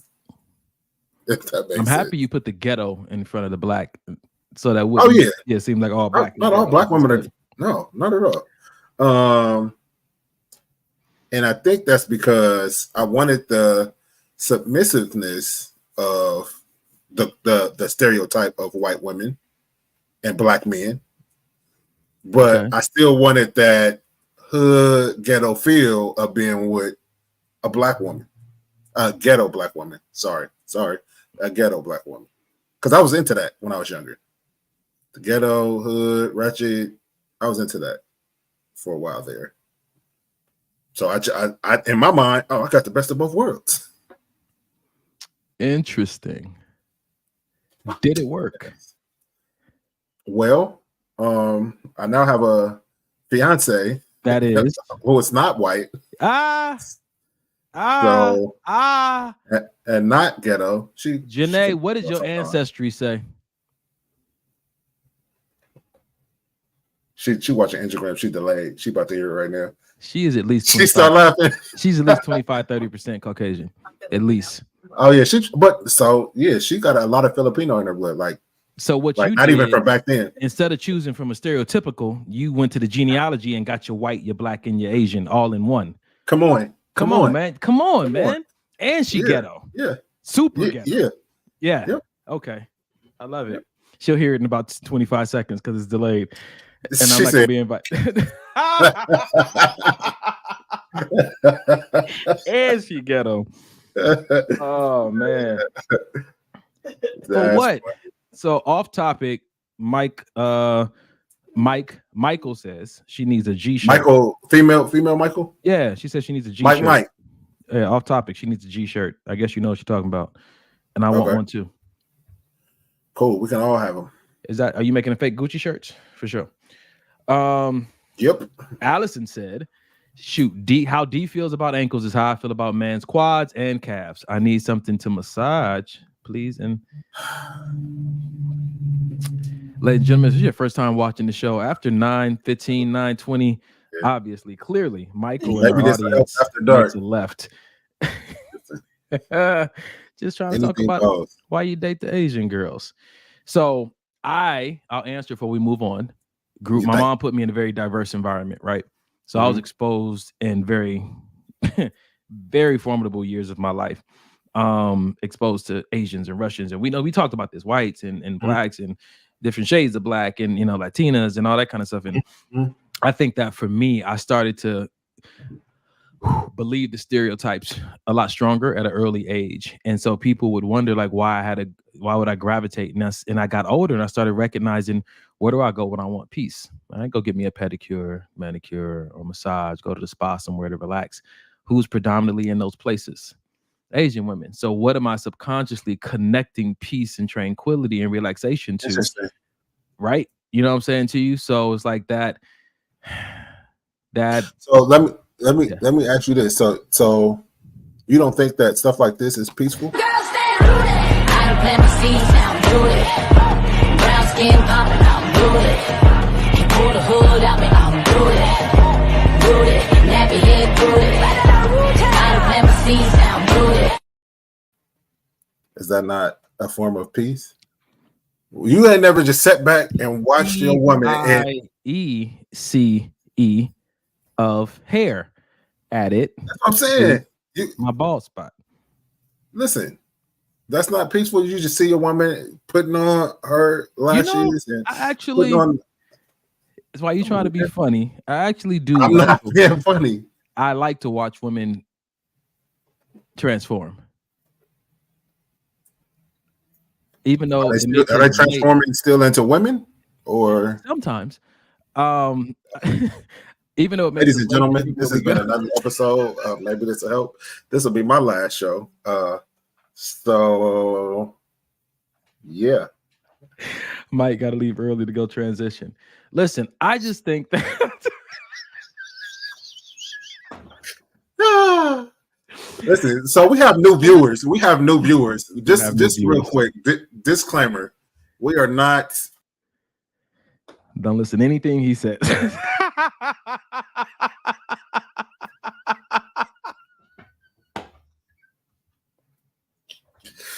Oh wow! All right, listen. Yep. Yo, why did Kamika make a good point? She said, "But that's a place of employment. They may be hell when they clock out." That's so factual. Never lied. That is so factual. Never lied. Because remember we talked about last week how people be extra nice at work and then they come home and shoot. Well, I guess you got to work at the house. That Carrie, that's what I said. It's peaceful. It's a peace, not the other kind of peace. Oh, But remember, my background is I'm a photographer, so I'm used to waiting an hour and a half, 2 hours to see this transformation happen, and it's something I can appreciate even when I'm watching it. You know what I'm saying to you? So I don't think it'll be peaceful, but it's exciting to see. It's exciting. Now, being late all the time because you haven't learned a more efficient way to do that, I can say that I'm still maturing in that area. Right. Yeah, agreed. I'll call it like that. Yep, that's safe. Shoot. All right. Mike sent this one in. I think somebody sent this one to you, so let's do it. How do you deal with a man that is more sensitive than you?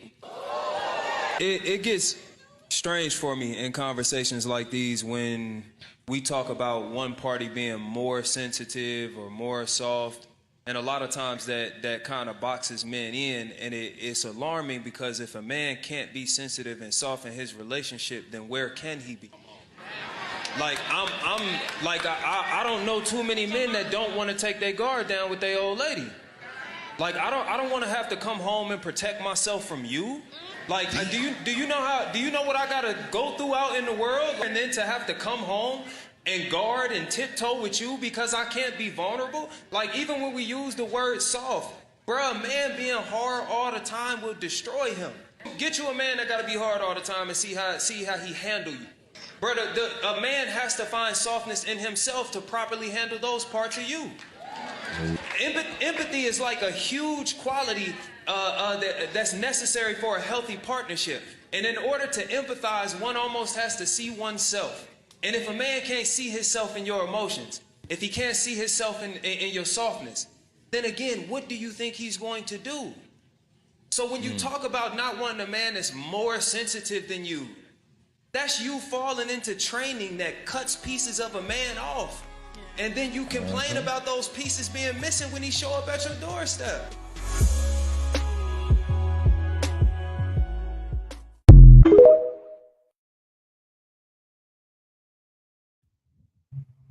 Wow. So I didn't listen to that one on purpose. Wow. Jeez. That's wild. And so how important is that for you to be able to be vulnerable and to be able to be emotional and be able to express feelings? It's so important. It's so important that I'm not asking for permission. That's how important it is. It's so important that if I'm not getting it, I'm leaving. Yeah. What did Duro said? If I can't drink, then I can't go, right? If I can't be vulnerable, I'm not staying. And there's no reason that you can convince me of that will make me say, oh, okay, then. That's how important it is. I can't even ask for permission. I'm entitled to share my vulnerability wherever I am. Yep. That's it's so important for me now that I can't even understand how it's ever in any relationship I've ever been in without as much freedom now as I have to be vulnerable and to be myself. Like, I feel like this is the very first relationship that I've ever been in where I could actually be, if I want to scream, if I want to yell, if I want to cry, if I want to be by myself, if I want to, whatever, I have the space to do that. And not just, oh, I'll give you your space to do that, but hey, you want me to do this with you? Do we need to cry together? Do we need to yell together? Do we need to scream together? Do we need to go to the gym together? Like, and what's so funny is it's not just that I've never been in a relationship where I was asked, or been told it's okay for you to be vulnerable. Like, I've heard that before in a few relationships, but when you actually see it, how do you handle it? How do you react to it? So thank you for saying that, because there's one thing to ask for it, but this is something I've seen that's toxic. When a person chooses to be vulnerable and then you have to out vulnerable them. Right. Now it's about you. Yeah. Emotional bullies, right? Yeah. You know what I'm saying to you? But quick, before we do the next comment, we were requested to play that again. Do you mind if we play one more time? No, please do. Yeah. It was great. Yeah. Got you. How do you deal with a man that is more sensitive than you?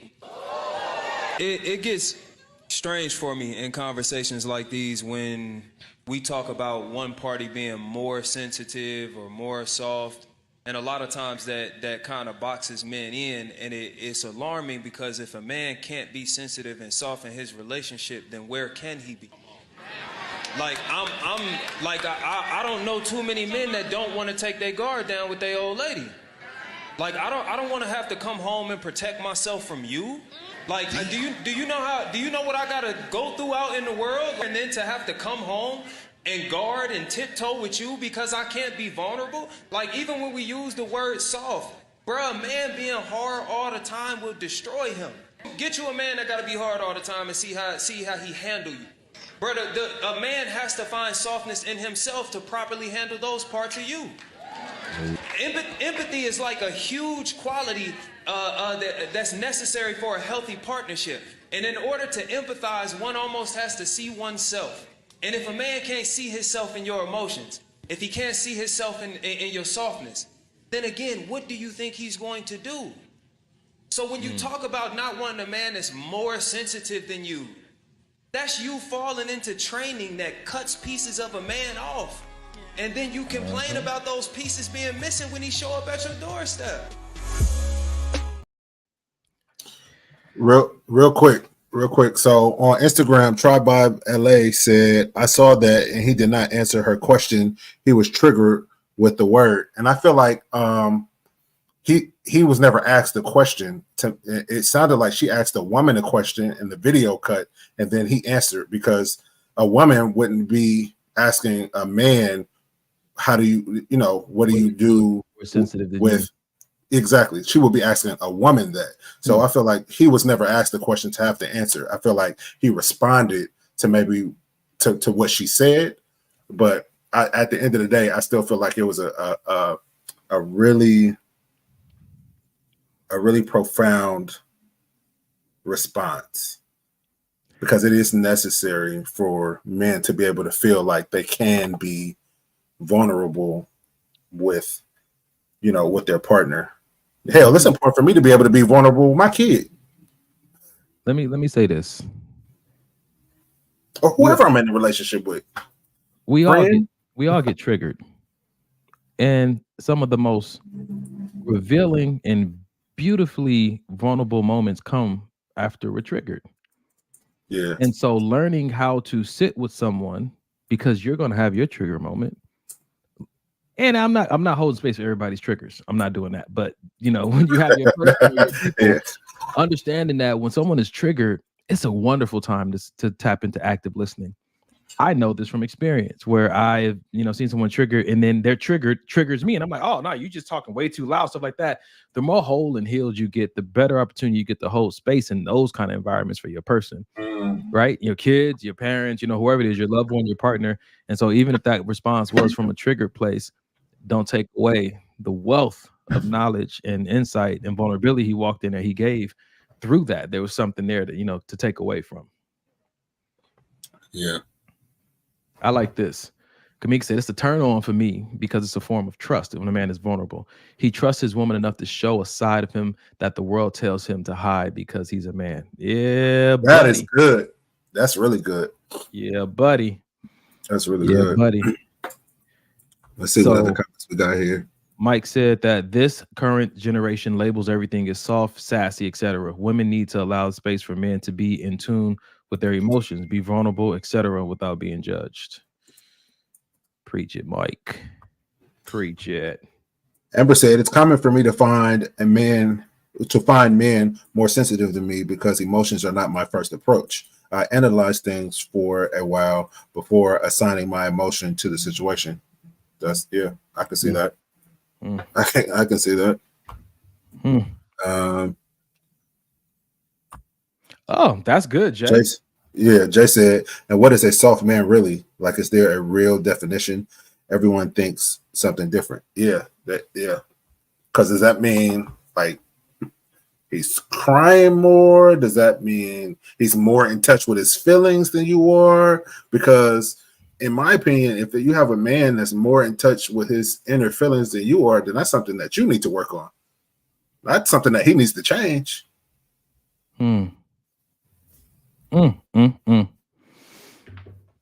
Well, let me do this shout out real quick. I have to say hi to Anaya and Amira and Kiara because they're watching. Those are our youngest listeners. Hey, What's up, ladies? What's What's up, ladies?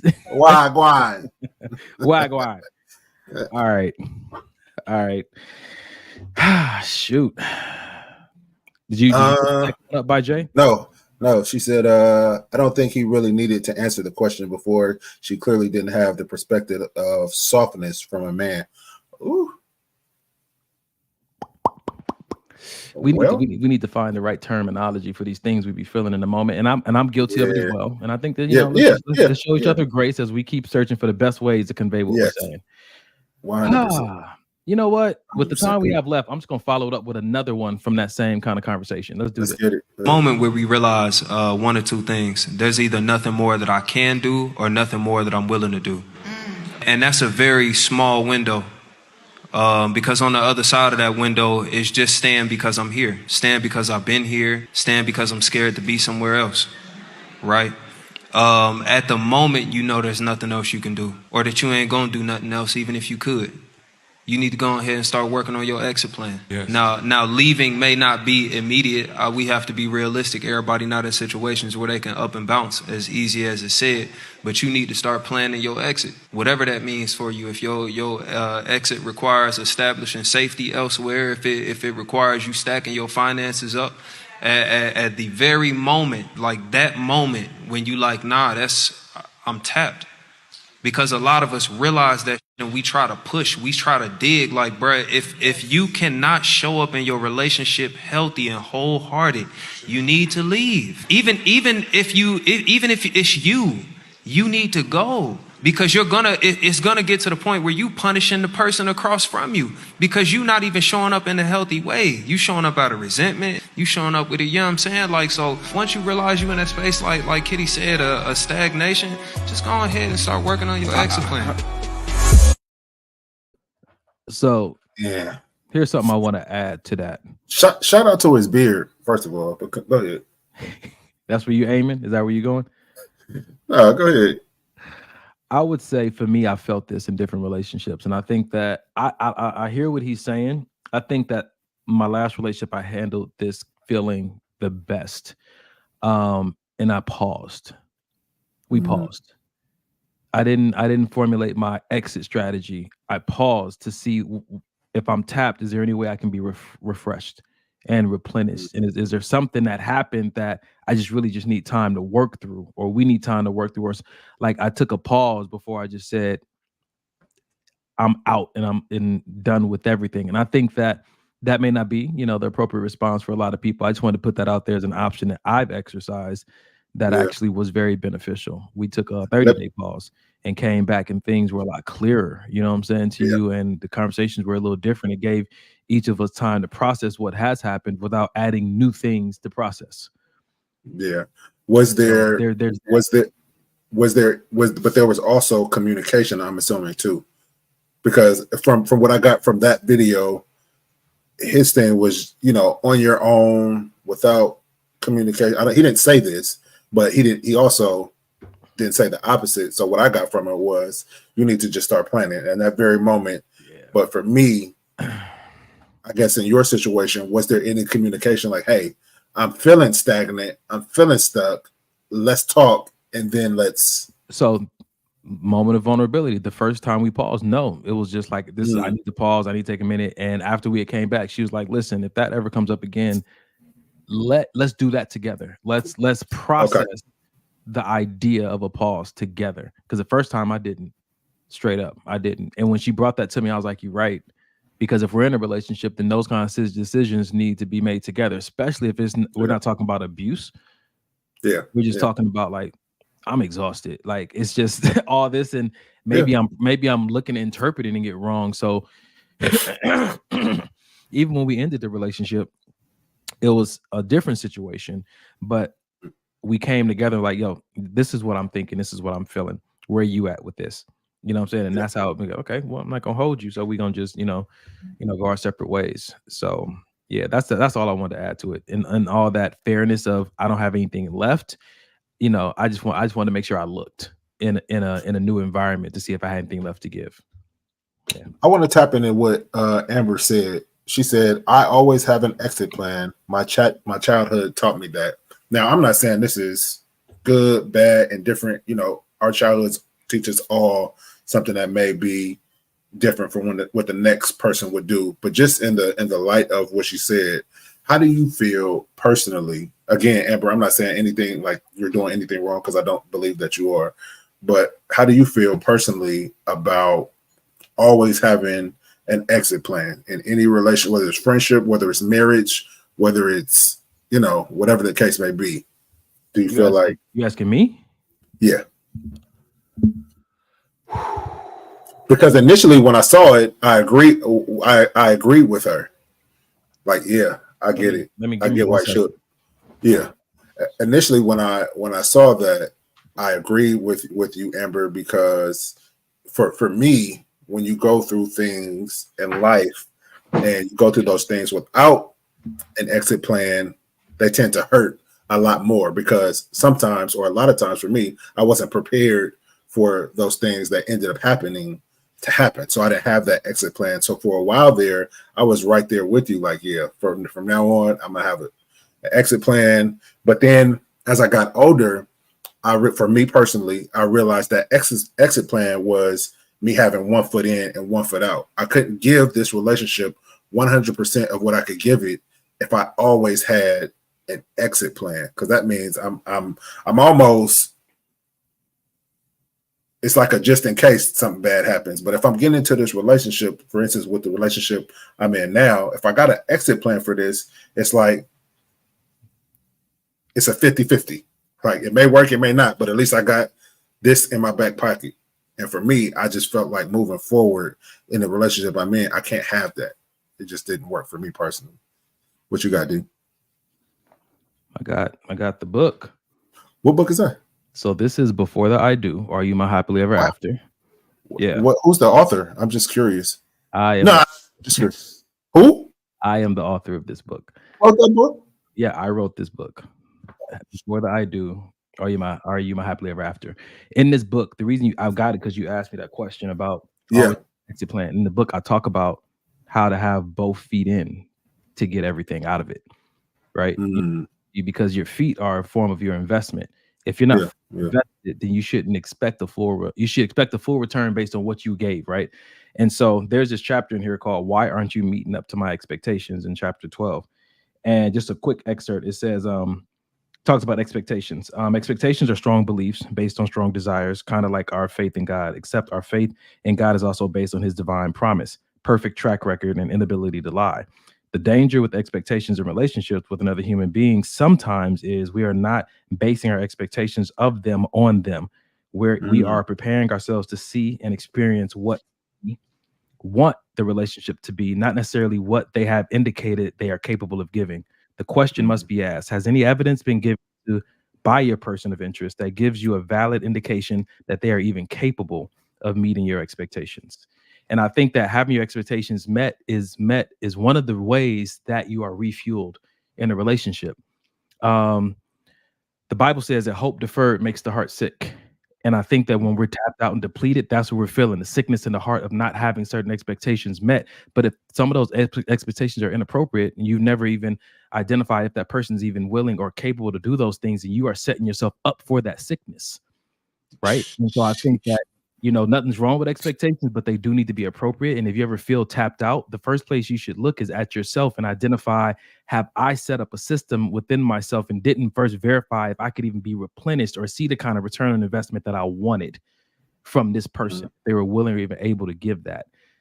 So that's how I feel about that. Chapter 12, why aren't you meeting up to my expectations of Before the I Do, bro?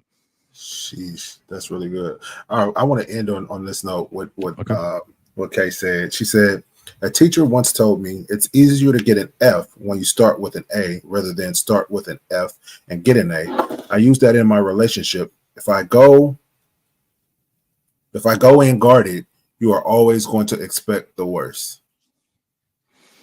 Jesus. No, leave that up for a second.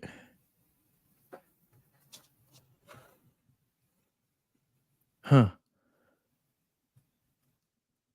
Yeah. And that's not an easy feat. It's not easy I to think go that into any relationship unguarded. It's not. Especially when you've been hurt in previous relationships. Yeah. It's just what, but you know, that's how good, much do you man. want the relationship? So I mean, it's kind of what it boils down to. How much do you really want this? How much do you need this relationship? There it is. Yeah, because there's nothing wrong with getting to a place to recognize that I don't need this. Which is next Sunday at 8 p.m. live. We'll continue this conversation. Amber said, I'm gonna jump in both feet, but I'm gonna keep the boat close by. Listen. Yeah, my idea of it is that I'm gonna jump off the boat both feet, and my expectation is that I'm gonna walk on water, right? Hey, so that some kind of miracle is gonna happen. But if it doesn't, I know I'm not gonna drown. Like I told you, man. Like, you know, that's good. I remember before I got into my last relationship, I said I'm ready to get out here and get hurt again. Let's go. You did say that. Yeah, and I'm not making that confession again. I was about to say the confessions we make, boy. Yeah. Damn, you did say that. I remember you saying that. Yeah. So I'm ready to get out here and make music. There it is. Yeah, like my friend told me, yeah, man, I'm ready. I'm ready for that. Bro. So, well, I hope I'm ready. Well, we'll see. All right, we're gonna. Yeah, Portia, you're right. You're right. You know what I'm saying to you? You're right. Got to be more careful, is what they tell me. So, let's do what we do at the end of every podcast, ladies and gentlemen. We like to give you guys a mental health resource at the end of every episode because we talk about real stuff, and maybe you were triggered, or maybe some stuff came up for you, and you decided that you want to get some professional help. Here's a number you can call, the Suicide and Crisis Hotline, 988. You can also contact somebody online and chat with someone through the same number, 988. If you have any kind of personal crisis, it doesn't necessarily have to be suicide, but if it is, please reach out. If you're just trying to get some help, you know what I'm saying, when it comes to how to navigate the hard parts of the relationship, feeling depleted, even if it's a relationship with your parents or with your own child, this can get you connected to a counselor, a therapist, support group, or whatever it is. So yeah, make sure you reach out if you need it. What you got, bro? Man, so this is good, and this is why I enjoy when our viewers make comments, because it adds another perspective to the subject matter. My boy, Real Solomon Stark, he said your exit strategy should already be set aside before even getting into a relationship. If you're always prepared, you never have to get ready. And I like that, because a lot of times we have these exit strategies for the individual. Like, oh, I see something in you, so just in case this don't work out with you, I have this. But if it's already set aside, like your blanketed thing is this, then it may save you some heartache. Or like you said, if you don't need it, you just don't need it. Just another way to think about the subject. But yeah, I like that. Yeah. All right. Yeah, I like that too. That's it. Time to pray it out. Yeah, go ahead, bro. You got it. Father God, we thank you so much for this day, and we thank you for this podcast tonight. I want to thank you for a new laptop and the favor you showed that allowed me to stay on all night for all 2 hours.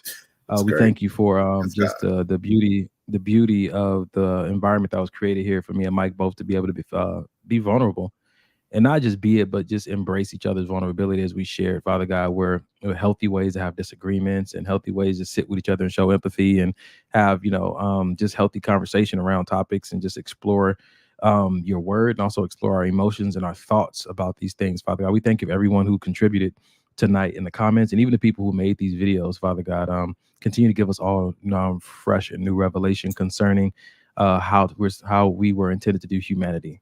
Your intended purpose for us. So we thank you for this night. We thank you for all those who will contribute financially to helping us stay online through our Cash App. And we just thank you for the continued blessings that will come this way as we continue to try to evolve this podcast. Guide us, that me and Mike Mike, Carrie, and Arrow may have the same vision, that we may walk together, that you may be glorified, and that these people will be helped. All of us. We thank you for this. In Jesus, the Messiah's name, we pray. Amen. Amen. I feel like y'all waited to the end to start dropping these gems. Real quick. Yeah, Portia Williams said, when God says go forward, he may not let you see the end. I mean, you just got to walk. Yeah, and burn the boat, man. Burn the boat. Don't. Yeah. What they say, burn the boat. No, I ain't going back. You know what I'm saying? Just anyway. That's good, man. It's good stuff. Trust God. My faith and my expectation is in him to do exactly what he said. So it's facts. Till next week, ladies and gentlemen, we love y'all. 2 Chainz.